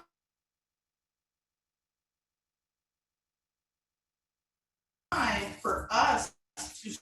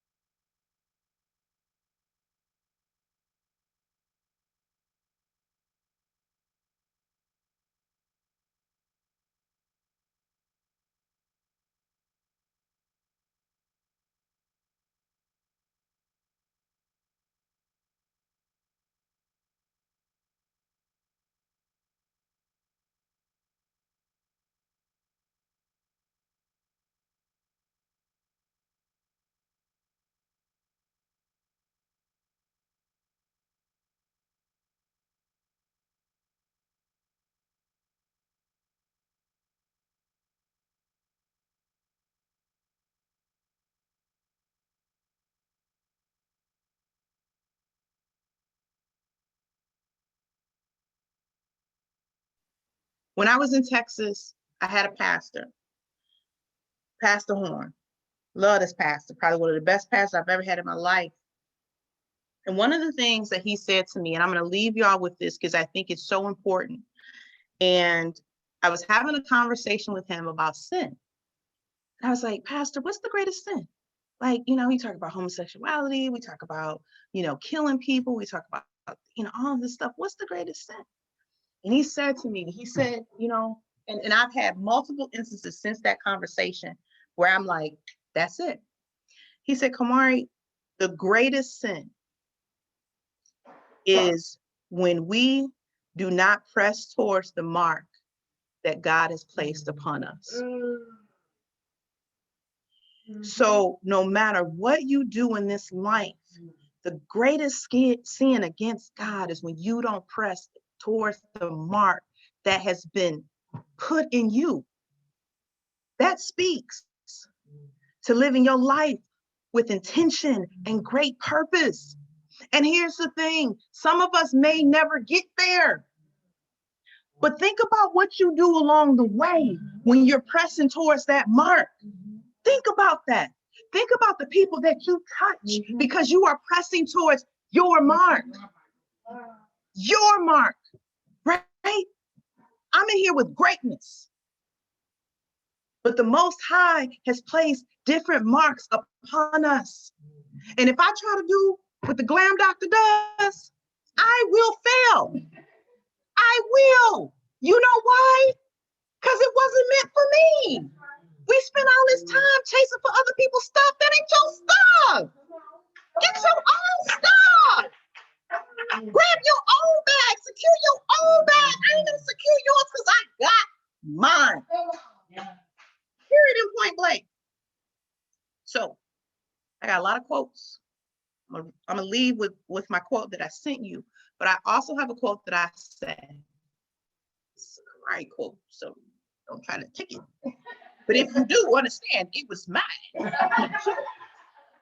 It is to be the author of your own story. And so my question to you all is, are you the author of your own story? Or are you the character, a character in someone else's?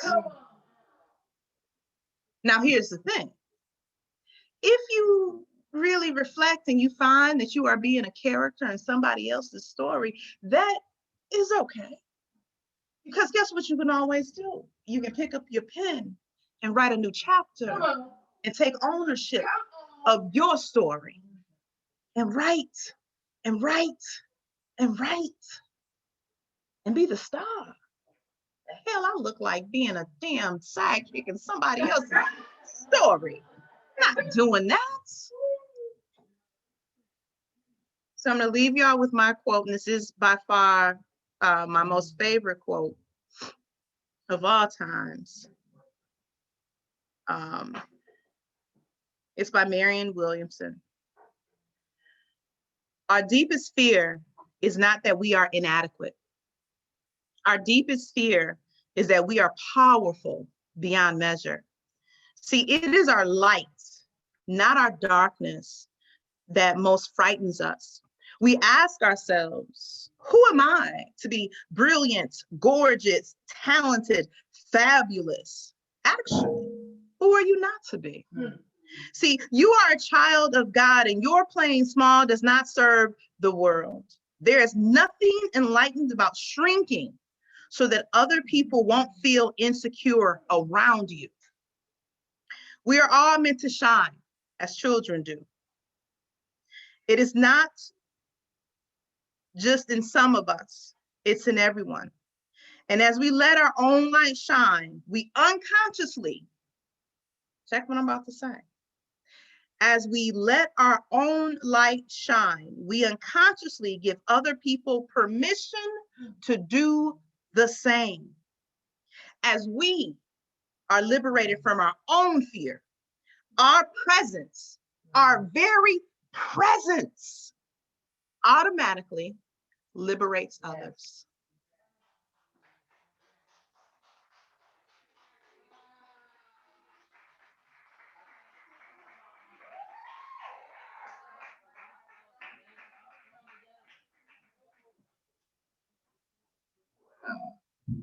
I mean, what,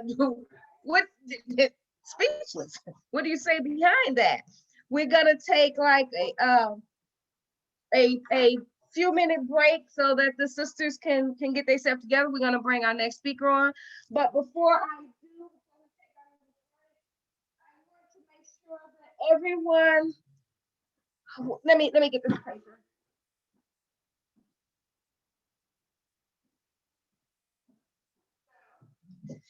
This was pre-COVID, but it's still, it just fell right in place today. So I want everyone to make sure that they send Kimari, I'm sorry, not Kimari, Sharice, your information. I believe we have your emails, but I want everyone's actually address because we're gonna be sending you some things out. And I actually wanna send you this. Now I'm gonna read it. Certificate of pre-certification. I, the Lord God, certify that Shanithia Johns, your name will be put there, that Shanithia Johns have been predetermined by way of preordination to be in you all complicity and to remain you in all simplicity by that which created you. Therefore, seek thyself out and live the life that I, your God, have formed before you were in your mother's womb. Be at peace with my perfectly imperfect creation in which I take delight. Signed, I am. I want everybody on here to get your certification, your pre-certification, saying that everything that you need was already signed, sealed, and delivered in you. So on that note, we're gonna take a few minute breaks. We have a PowerPoint, I believe, that Sharice is gonna share with you, and a few announcements. So give us a few minutes and we'll be back momentarily.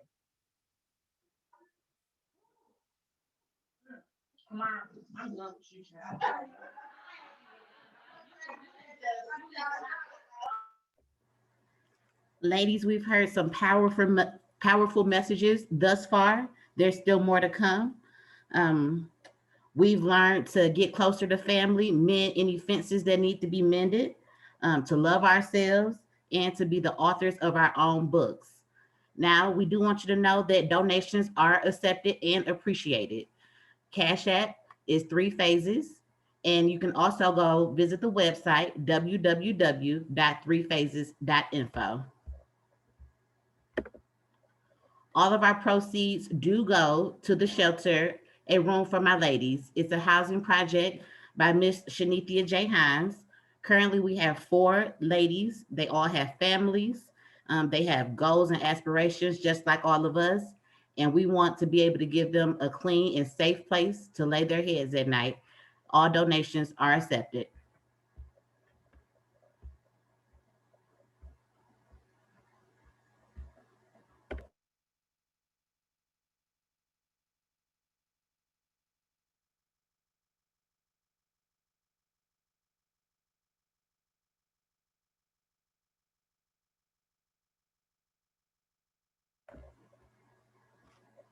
Girl, get you some.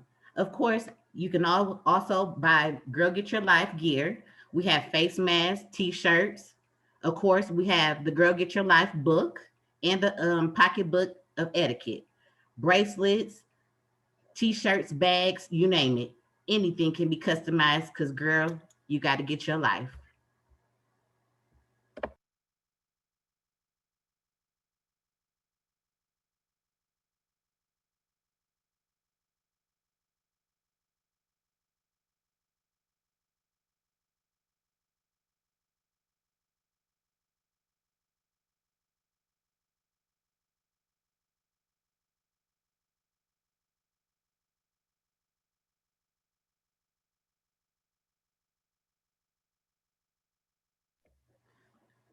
I also like to remind all of you ladies to please send me your addresses over. We have a lot of gifts to give away and a lot of things. Miss Rashid is giving away her lipstick, and Miss J. Hines has giveaways as well. If you all would like to privately send me your mailing addresses, we'll be sure to get you your items.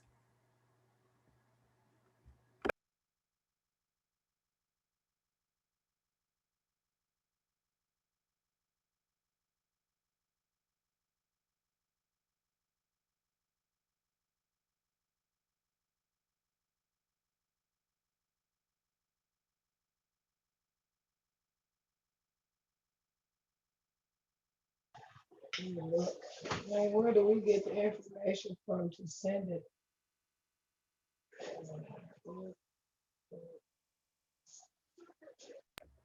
You can send it directly to me on here.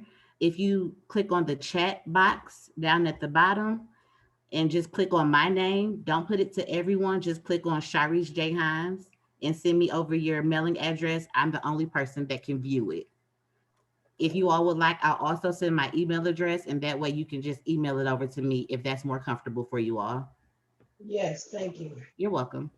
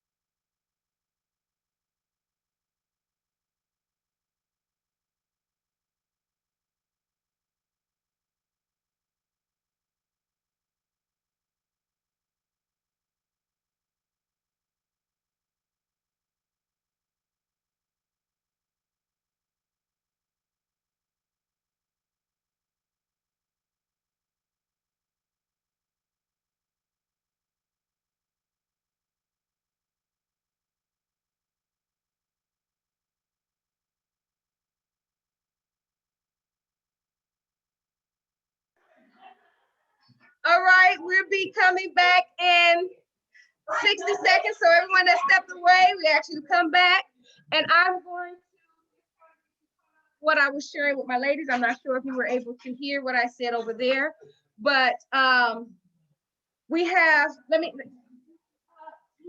can you hand me the Girl Get Your Life books and the pocketbook etiquette? I'm sure you've seen it actually on the PowerPoint. Our donations, we're asking for donations. For those that don't know, I have a homeless shelter for women, for single ladies, mother with children, and veteran women in need of a place to call home. I have 4 families, and when I say families, it's mothers with their babies, and we're still COVID, so they're not able to leave, because if you leave, you can't come back. Unfortunately, that's just how we have it in place, just to protect everybody, because everybody is in this one home. So please consider making a donation, whether it's $1, $5, $100, whatever. All proceeds is going to a room for my ladies, and a small portion of that is also going to Detroit Zeta Amici. What's my sister's friend? What is the sponsorship award? Well, okay. So a portion of any donations that come in is going to go to Zeta Amici for domestic violence, and we have, what was the other one? Cancer awareness. So none of the money is staying with me. You know, I guess I got to get my life in some other type of way. So please consider donating, please, please, please, because I'll say this. The families that I have in my home, the mothers are not working and they are struggling. And it's my mom and my sister that's providing food for that household. It's my mom, my sister, and my dad that's actually, you know, maintaining the house, because these ladies don't have absolutely nothing. And God has given us the wherewithal to be able to do that. So again, I ask, please consider donating. You can do it through Cash App, which is 3 phases. You can do it through our website, www.3phases.info. Again, I am a nonprofit 501c3, so it can be a tax write-off. And if you actually choose to donate us a house or a car or whatever, I had a lady that donated us a car last week, actually a minivan, to one of the moms. So her and her kids is able to, they're mobile now once we get all the paperwork, but you know, Secretary of State, that's crazy, but she has a car. And just the mere fact that she has a car has lifted her spirits tremendously. So again, please consider donating to my organization. Here's the books. So first I want to show you Girl Get Your Life. Girl Get Your Life came about, it was never supposed to be a book. It was just love letters that I had I call them love letters, just notes that I had wrote to my daughter when I was going through what I was going through in the marriage. And I just felt like, okay, if I put something down on paper, and if my daughter was to find it and read it, it'll help her through. She'll know that she wasn't going through anything, that it wasn't new. So if I made it through, she can get through it too. Now the name actually came about, again, when I was going through the separation or divorce, whatever period you want to call it. I was so depressed. I was low to the point to where on 2 occasions, my kids found me on the floor. I had passed out. And the last thing that I remember, I woke up and I was laying in blood. I guess I had a glass of something in my hand. I was just completely, I was at a low point, and my babies found me and saved my life. So, and my daughter, the youngest of the 11, her name is Kamora, we call her Booby. She was talking to me, and she had to be maybe 10, 11, 12, something around that age. And she was like, Mama, Daddy ain't thinking about us no more. He doing what he want to do. Girl, you better get your life. And in that moment, it stuck with me like, wow, yeah, let me get my life. So she helped me in this journey of where I'm at today. So that's where Girl Get Your Life come from. Okay, so Get Your Life find out what you do. Now, you may not agree with everything in here. This is just my perspective, my thoughts. And all it is telling you how to keep your peace in all this chaos. That's it. Pocketbook etiquette. Of course, I am an etiquette instructor, and I'm trying to get out. I got so many books of etiquette that I'm going to get out there. And this is the very first one, Pocketbook etiquette. Etiquette, elegance is a virtue. You can pick this up. Anything that you buy today is discounted. Everything is only $10. This is originally, I think it's 20 something dollars. So $10 today for Girl Get Your Life book. Also $10 for the workbook. And then $10 for Pocketbook etiquette. Now I must say this, the workbook was inspired by my good girlfriend, Claire Mitchell. She read my book and she was like, sis, I want to put together a workbook. So as our sister said earlier, faith without works is what? Yeah, so you got to do some work with this one. You got to be prepared to check yourself before you wreck yourself, which is one of the chapters in this book. So we got all of that out the way. Again, please consider donating to our organization. Now we're going to get up our next dynamic speaker. This lady is the reason why I started publicly speaking. She's the reason why I even put pen to paper. She's the reason why I had the courage to do this. We were working together out in Troy, and I think I kind of was like, Keila, read this. And she read it. She's like, Shanithia, oh my God. Shanithia, you need to write a book. And I was like, Keila, write a book? Who gonna listen to me? I don't have nothing to say. I don't know what I'm talking about. She's like, yes, you do, Shanithia. Oh my God, you gotta put this. Shanithia, no, seriously though, you gotta write a book. So almost 10 years later, here's the book, Girl Get Your Life. And I ask you to welcome our sister, Miss Keila Everfield.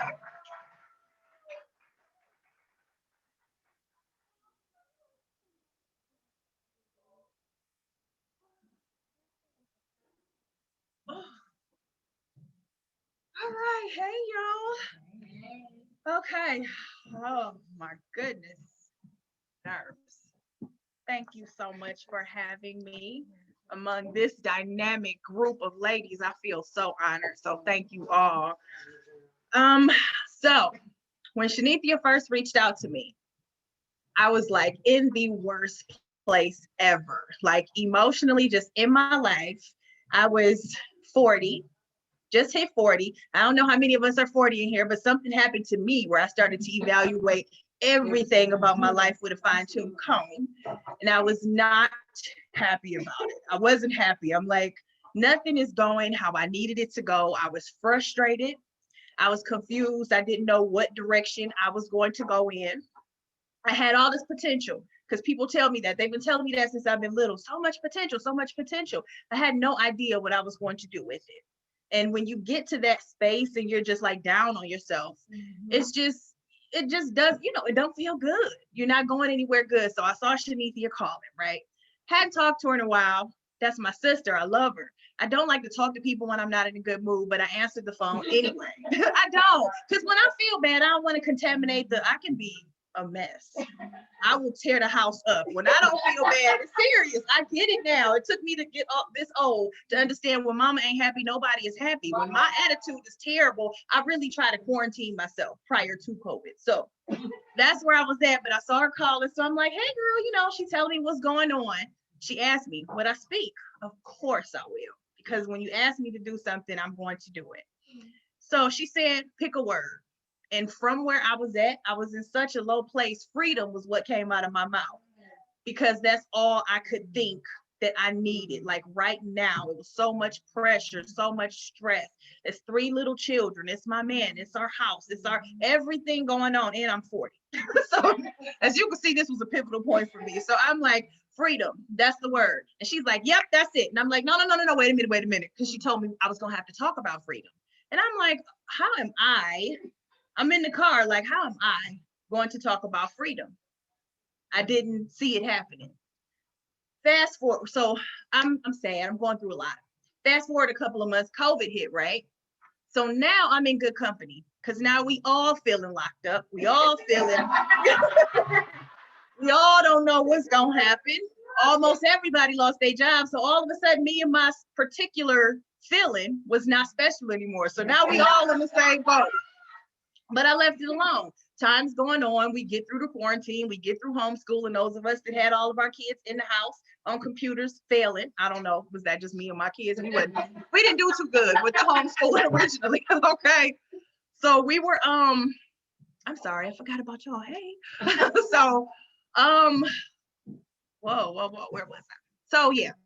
All right. Freedom was the word. I tried to change it. She wouldn't let me. That was okay. So we all know how Shanithia is. Once it's set, it was set. I tried to change it to something that I felt like I could talk about. If I'm gonna talk to women, I want you to feel something. And I'm like, free ain't something I can give anybody right now. So she wouldn't let me change it. Fast forward, here we are. I wasn't gonna cancel. So I knew I had to show up. And when I showed up, I had to speak on freedom I have on freedom. So I did what any good Virgo would do. I went to the dictionary because, hello, that's why when you said that, I'm like, yes. So I looked up freedom, and the definitions I got was the power or right to act, speak, or think as one wants, without hindrance or restraint. And I'm like, whoa, that's deep. And then the next one, the state of not being imprisoned or enslaved. So I'm like, freedom. All right. I love to write. I love to read. I love to write. Words are my thing. So I'm trying to figure it out. I'm turning freedom around so I can figure out what to say that would be authentic to who I am. Because one thing I didn't want to come up here and do or ever do is not be what I am. Good, bad, or indifferent. It has to resonate. It has to be real. So I'm looking at this intimidating word freedom, because for me, that was intimidating because everything about my experience felt restricted. It felt the absolute opposite of freedom. So I started to brainstorm on what direction I was going to go as far as freedom. And I was coming up with nothing. So then I just got to myself. I told all the kids, leave me alone. I just need to be here with me. And I thought about freedom and what I knew about it personally, just me from my little experience of life. And I realized that even though freedom it's the opposite of slavery, it's something that I always felt had to be earned. It was either bought, like our history, freedom never came free. Like we always had to give something, and we always had to give way more than was fair for our freedom.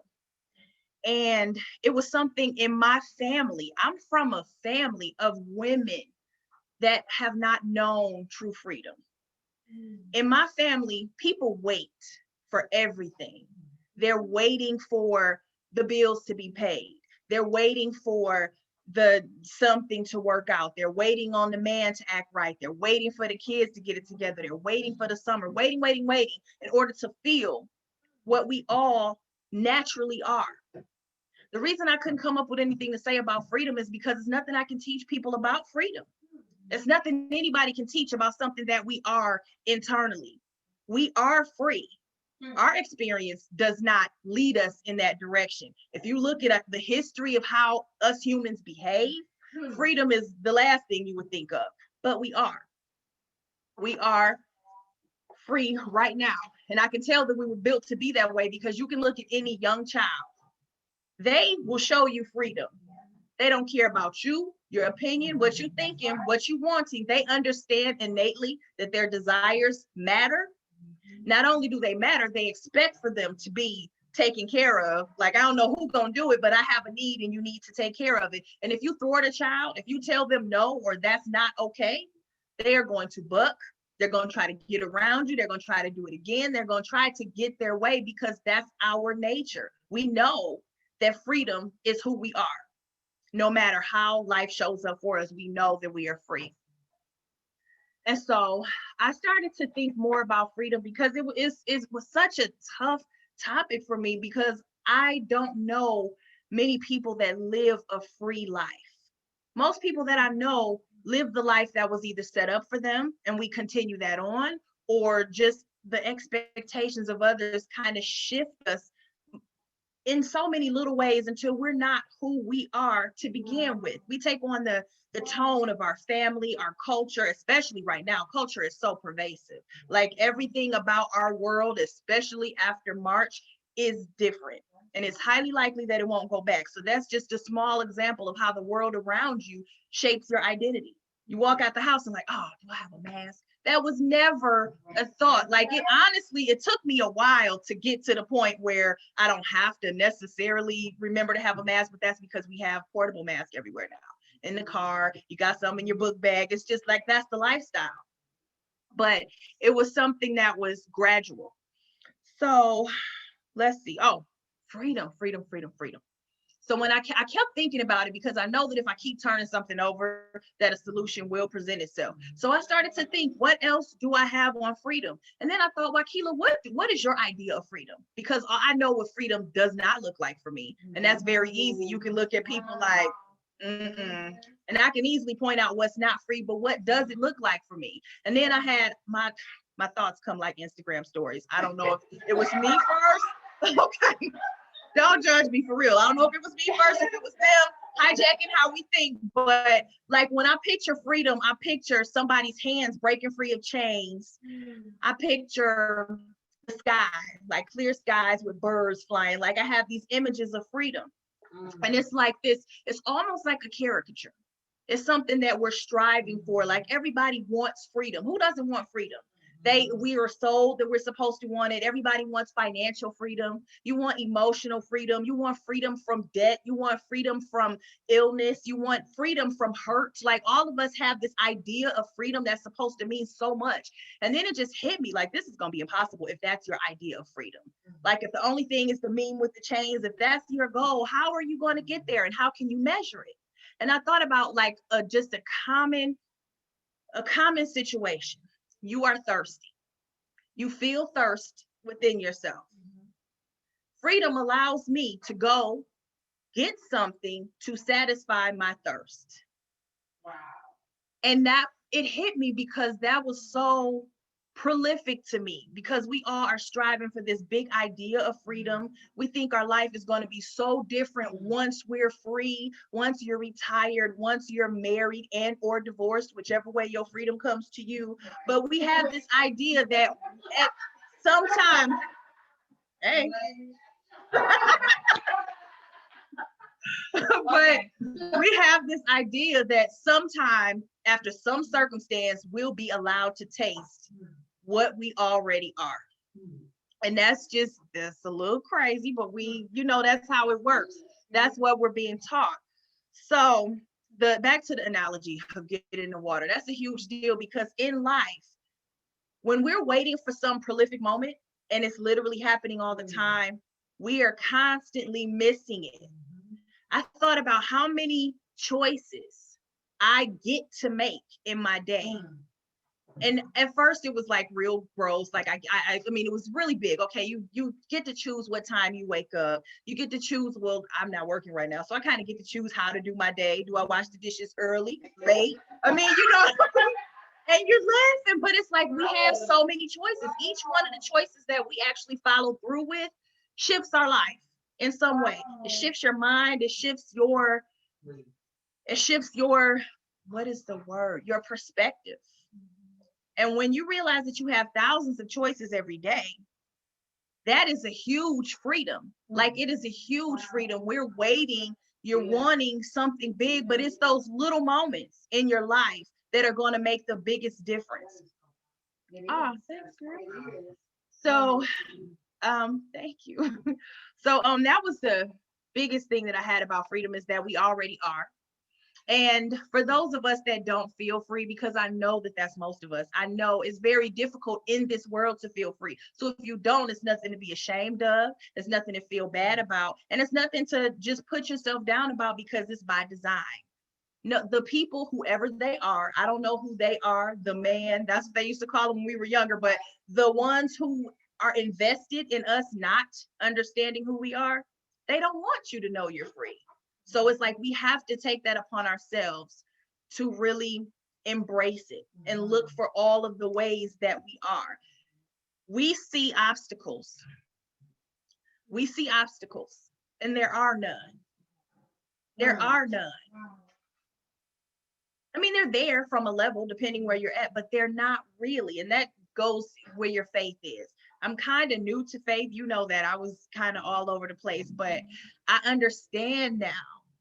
It's like I get it. And freedom, I think mostly I was afraid of freedom because of the responsibility. And that was something else I came. It was because it's a huge responsibility to be free. It's very easy to follow the program. Especially, I'm a 70s baby too. We were raised in a very specific way. I'm sure everybody pretty much has the same mama. That's why when we hear somebody talk about mama, we had the same mama. They grew up the same way. They did the same thing. So being a product of that, it's easy. Because if you fail, it's because you taught me wrong. It's because you did me wrong. It's because you didn't hug me enough. It's because you didn't. Yeah, that was a big part of my story. Like, I feel like my mom's not watching this. I felt like there were so many things she could have done better. And this is even being a mother. Even being a mother, I'm just like, I'm going to do this because I felt a little freedom. I thought I could do something different. But the more you learn, you see who you are.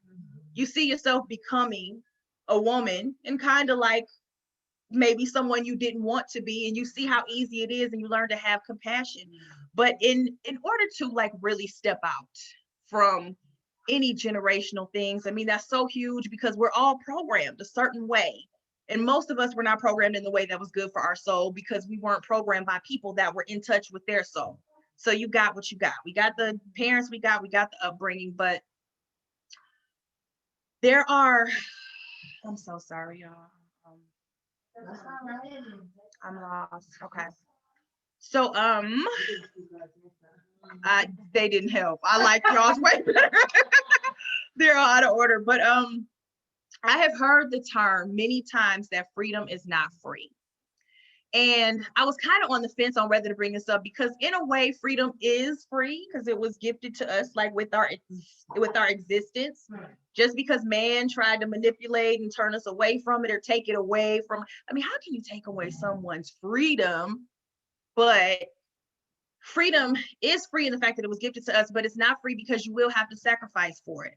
Because we were all raised to be a specific way. We were not raised to buck the system. We were not raised to live outside of the box, not even think outside of the box. Nevertheless, think you're gonna set up shop and live outside of it. But the world that we live in now, the veil is so thin. Oh, praise God. The veil is so thin. So we don't have to work so hard now.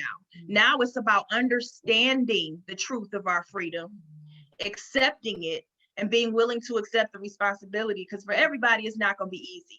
When you are used to being a people pleaser, which a lot of people are, we say what people want to hear. We try to avoid conflict by just staying straight in the middle. And that was my life. Let's just stay straight in the middle. Not that many people will be mad if I'm not so disagreeable. And that works for a lot of people, but it doesn't work for you.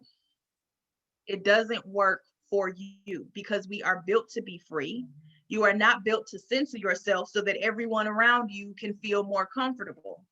At the end of life, you want to look at life and recognize it. You want it to look like your heart's desires and not like it was satisfying someone else. So in order to have freedom, be a part of your life in an active way, because we all are free. I believe that 1,000,000%. But in order for it to be a living reality, we will have to sacrifice a few things. We will have to eliminate talk of lack. We will have to stop speaking in a negative way about things that we don't have. There's nothing that you don't have. There are things that you physically don't have on you right now, but there's nothing that you can't have. No one's told you no. We have to eliminate talk of confinement. A lot of us feel stuck in certain life situations, and even big life situations. You're not stuck in them. You can always make a change. Letting go of the fear. There's a real fear of living your life on your terms. And I hear it from every generation when I have these conversations. And I talk to elders all the time, and I ask them when they're not satisfied with their life at 60 and 70, I ask questions respectfully. Why didn't you do anything about it? Like what options did you have? Why didn't you take any more options? And oftentimes it's just that they were afraid to go after what they wanted because they didn't feel that it was their right. And freedom is our birthright. Like all of us have desires inside of us, some big, some small. They're selling us a lot of dreams right now. They tell us exactly what we're supposed to want, what we're supposed to want to look like, where we're supposed to want to go, like where you want to go for. I want to go to Miami. Like for a second, everybody was going to Miami because that was the thing to do. It's like everything is sold to us what we're supposed to do. And it's not freedom for you if it's not coming from inside of you. Some of us would be very happy in the mountains. Some of us would be happy on the beach. Some of us would be happy in a concrete jungle in the backyard watching kids play double dutch. And I mean, it's so individual. And so we have to let go of the confusion because we're looking at, and somebody touched on it earlier, looking at other people's lives, the comparison. Comparing yourself to something that somebody else has is disrespecting your own, it's disrespecting your own desires. I'm not here to live your dream. That is a nice car. That's nice.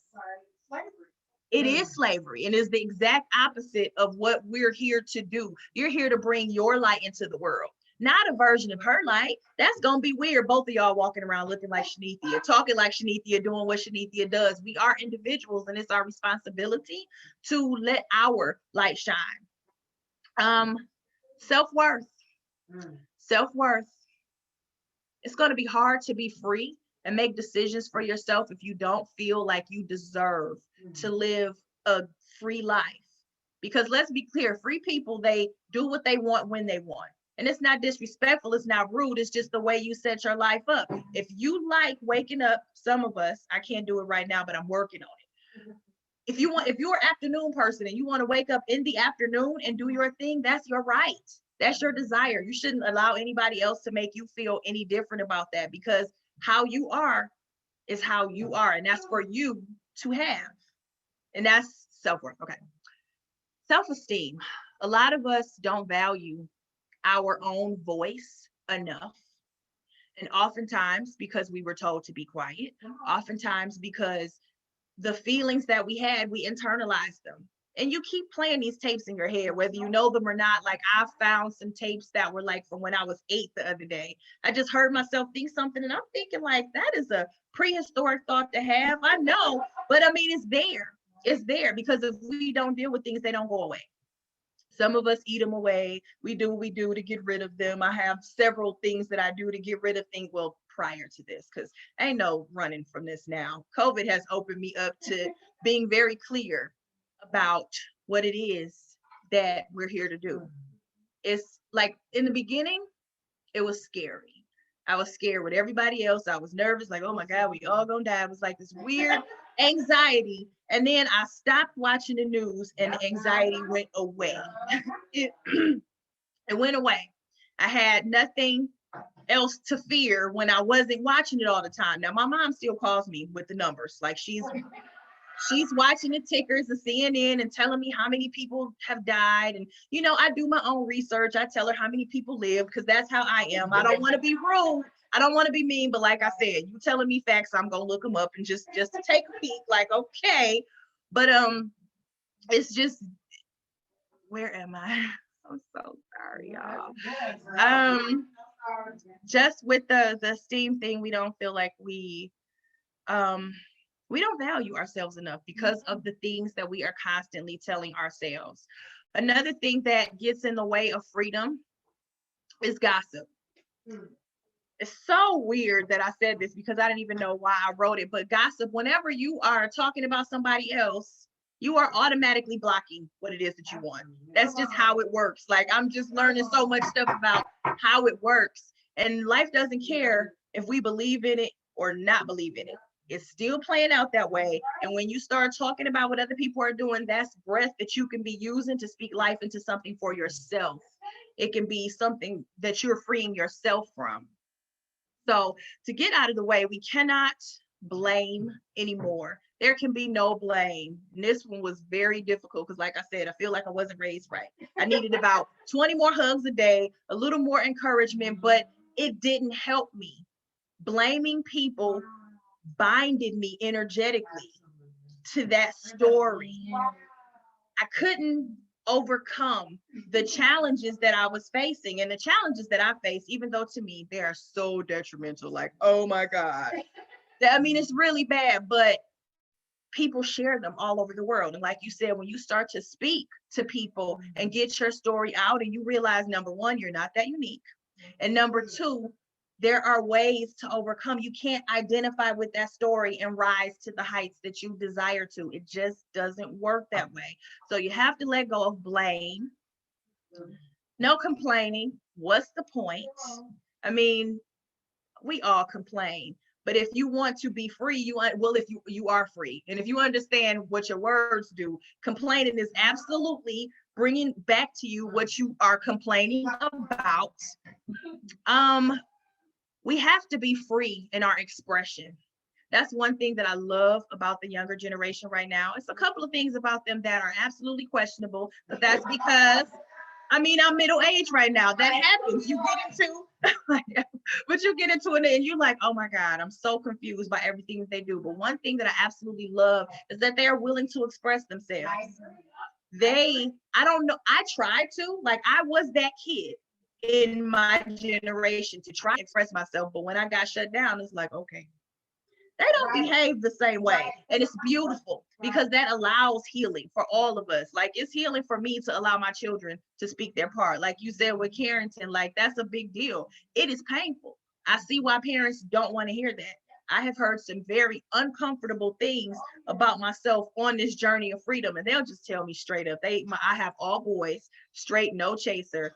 That was whack. You're unfair. That was mean. This is what you did here. And I'm like, wait a minute, I'm the parent, you know what I mean? But freedom is not just all about doing what you want, when you want, how you want. It's being open to the truth of the matter, no matter what.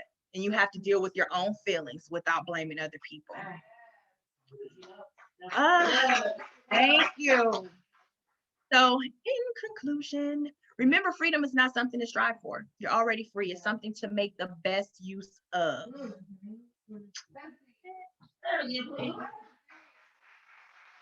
Remember, freedom is not something to strive for. It's something to make the best use of. You only got, yeah. It's something to make the best use of.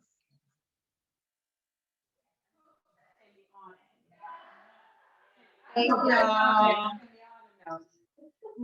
Thank you. What was my quote? It was, oh yeah, I probably should have said that first. Yeah. That's the lesson I learned, because I was trying to get so I can feel, and that's just not what it is. You have to do the work to become a changed thing, because otherwise you will go around feeling fake. That's the opposite of freedom. I'll have to live up to expectations that are set instead of setting them for myself. Yeah. Thank y'all.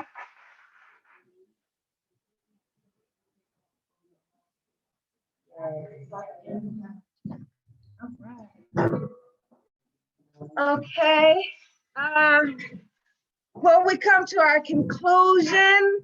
We have some phenomenal speakers. Before everybody leave, I want to get a group picture, but I want to take just a few more minutes of your time to get my sister, Marquita. Can you come up for a minute? My sister Marquita wrote a book, and her book, her personal journey called Phoenix Rise, The Rise of Phoenix.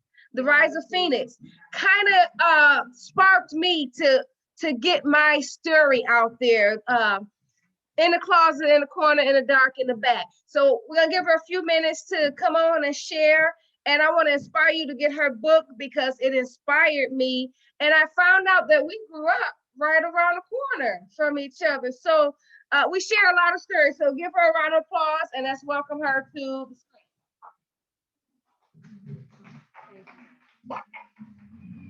So, hi, everybody. I know we are getting ready to close out and we're pressed for time. But I do thank Shanithia for allowing me this opportunity to share about my book. It is Behind the Scenes, The Rise of Resilience. And just really briefly, what I want to say is that all of the women that spoke are dynamic and wonderful, and I can relate to each and every one of their stories. I'm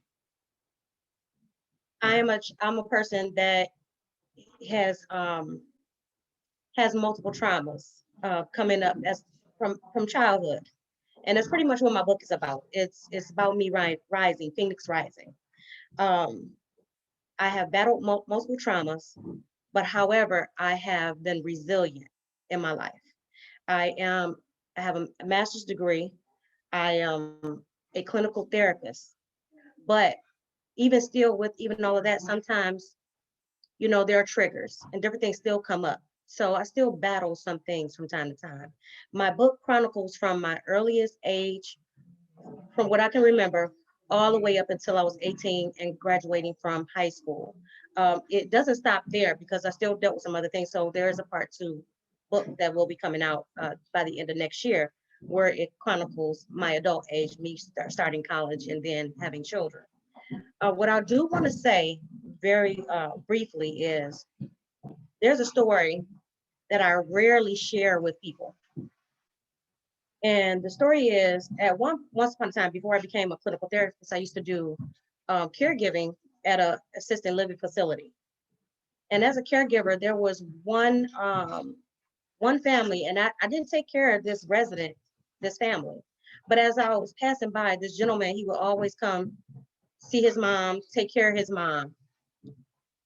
And what he did was he stopped me one day. He told me, he was like, you wear this face, you smile all the time, which I am. I'm really bubbly. I'm always happy. I'm always smiling. I'm always giving positive feedback to others, or a positive message, or affirming others. I am one of those people that love to uplift another person. But he said, you always wearing this face. You're always smiling. And he was like, but it's fake. He told me it was fake. And I knew exactly what he was talking about, but then he went into telling me stuff about my life that I hadn't shared with him, or nobody even at that place where I worked at. He was telling me that I had an angel that was watching over me, which was my grandmother. And he said, I ignore all the signals and signs that my grandmother gives me. He also told me, he said, I have wings, and I was never meant to be planted on the ground, that I was meant to fly. Wow. But instead, I allow people to pluck feathers from my wings. Oh, yeah. And as he kept going and shared, I broke down in tears. And what that meant for me was, I was the people pleaser. And sometimes I have to catch myself now in people pleasing. I'm always trying to satisfy others, make sure others are okay. But I never was checking for myself, or others wasn't checking for me either. And I was trying to find my gratification and my happiness in other people's satisfaction. So I'm telling you this because even though I started off and I told you that I'm a clinical therapist and I have a master's degree, it was a journey. I had to start from somewhere. It was not easy to get where I am today. And I would be lying to say that I still don't have struggles. I'm just better at dealing with them. I'm better at handling them. I have now implemented more self-love within myself. But in that instant, when that man sat up there and told me all these things about me, I knew then that I had to do something and I had to change. I had children to raise. And I've always, just like any parent, we want more for our children. We want them to have better than what we had. We want them to be better than what we were. But how can I present that to my kids when my shit wasn't together? When my inside, my internals was a mess. And my mess came from all the traumas that I dealt with as a child that I never had faced. I'm 42 years old. It took me until I was 30 before I began to face all the demons that I had in my past. I did walk around carrying wearing a mask, happy like nothing ever happened to me. I was molested. I had a mother that was an alcoholic. As a matter of fact, I was molested by two different men. I had two sisters. Both my older sisters were on drugs. The story goes on and on and on with me. And the things that I was exposed to, direct exposure to trauma, and secondary trauma. We often carry a lot. We often carry a load.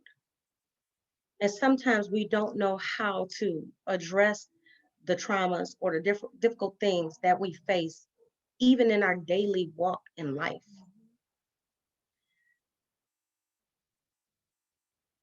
My African American community, my Black people, we have issues when it comes to seeking help, asking for help. We have a problem with trust, especially with one another, because we're thinking that somebody's going to judge us, or we don't want to be perceived as something that we're trying to portray. But I had to realize that my walk, my life, my journey, it was actually a blessing. And I'm gonna tell you why it was a blessing. It was a blessing for me because it allowed me to be stronger. It allowed me to face everything that I needed to face in order to be here today, to be able to tell my story and to help others. I get that some people don't make it to this end. I have dealt with, and all the women that spoke today, whether it's freedom, whether it was family issues, whether it's self-love, what else did we speak on? Affirmations. Mm-hmm. And when she's speaking on affirmations and comparison, I was comparing all the time.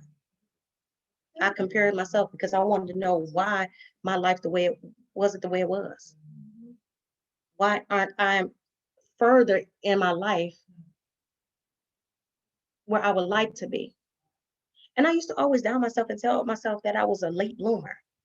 And then somebody talked to me and said, no, you're not a late bloomer. You're on time. You're on time. You're on time for you. So now I'm recognizing and realizing my purpose is not only to serve and help people, but to serve and help myself. Wow. To serve and help myself, to heal, to help others heal.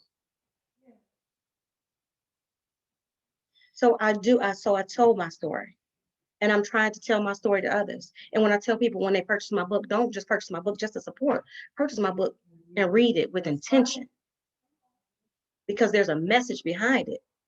I'm not selling, I'm being very transparent, very open with everything. And it took me years to write it because I was so embarrassed. But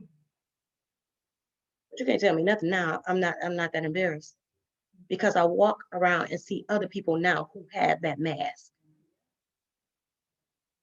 And they acting so sedating with their nose in the air and turned up and trying to judge other people. And I look at them like, you know better than I am. The difference is that I recognize and know my scars. You still trying to heal from yours. Yours still open wounds. And you're trying to project all your hurt on other people, on me, anybody else. But see, when you own your own shit and you know your own truth, and you can walk in it, can't nobody hurt you. When you telling your story and you trying to throw it back at me, baby, it's because I told you my story. You can't hurt me with nothing that you telling me. Shanithia reached out to me and asked me to speak, and she wanted me to speak on actually being tired. Well, I'm going to speak on being tired. I'm tired of always giving myself to other people who don't appreciate it. I'm tired of always helping other people and I'm not reciprocating that same type of love in return. I'm tired of myself of always giving to other people and not investing in myself more than what I should be. So I'm tired. I'm tired of people having self-pity. Don't have self-pity. Take that and let that bloom in you like a fire blazing and come out swinging and fighting for your own life, no matter what it is, wherever you at in your life. I'm tired of always having to defend or even speak on why I'm doing things. Worry about your own self. What the little girl say? Worry about yourself. Worry about yourself.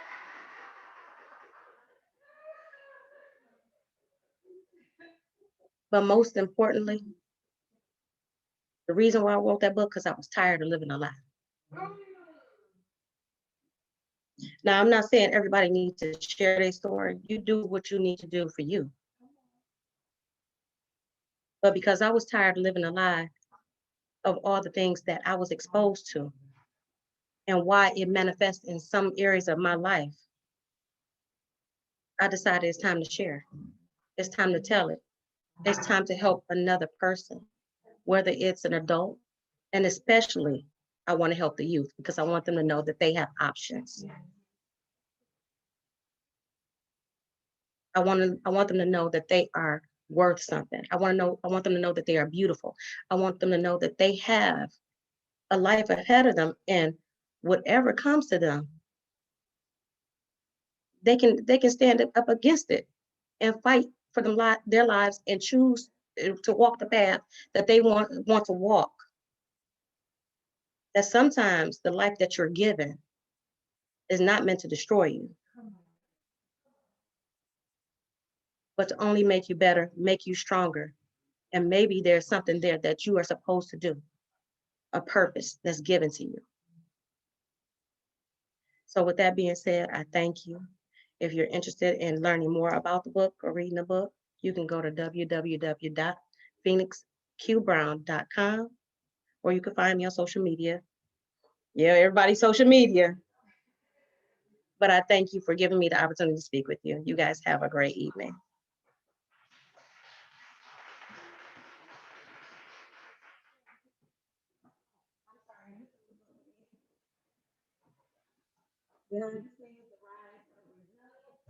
Hi, Phoenix Q Brown.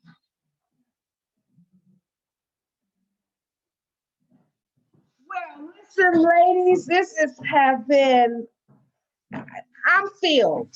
I am filled. I feel like how I feel once I've been to church and have been fed. My spirit has been filled today. And I just want to thank each and every one of you for coming out and sharing your energy, this space and time, because we can't get back October the 24th, 2020, 4 p.m. to 7:30. We will never get that back. And I want to thank you for allowing all of us to be a part of your timeline. Again, we ask that you consider donating to our organization. Cash App is 3 Phases. PayPal is 3 Phases, the School of Etiquette. You can go to the website, www.3phases.info. We want to thank our sponsor, Dennis Williams. You can stand right there for the camera. The Craze Restaurant for sponsoring us with our 3-course meal. It was delicious. For anyone who actually ordered, from Dennis and the Crepes, they say thank you.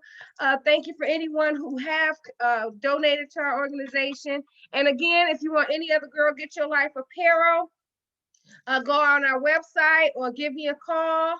My phone number is, Sharisa put up my direct number, the cell number, as well as the 800 number. Hit me up.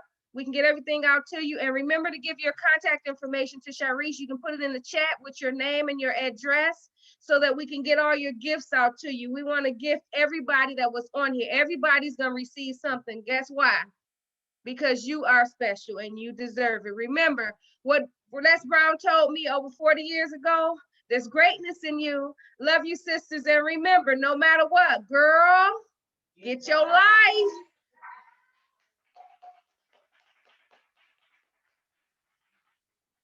We're gonna leave this up until everyone go out, but we're about to part out. Sharice, in about 10 minutes, I say you can go ahead and just shut it on down. If anybody will have any questions or any contact information, put it in the chat. If you have questions for any of our speakers, put it in the chat real quick before we close down, and we'll get your questions and concerns and over to the speaker that you want to connect with. Love you all. See you soon.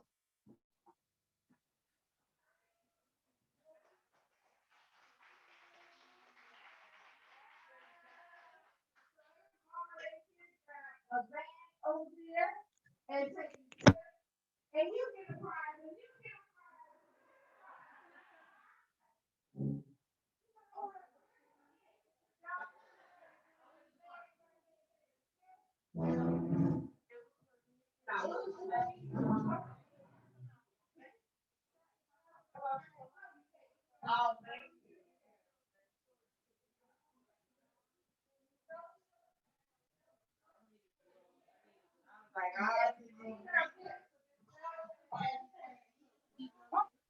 I was.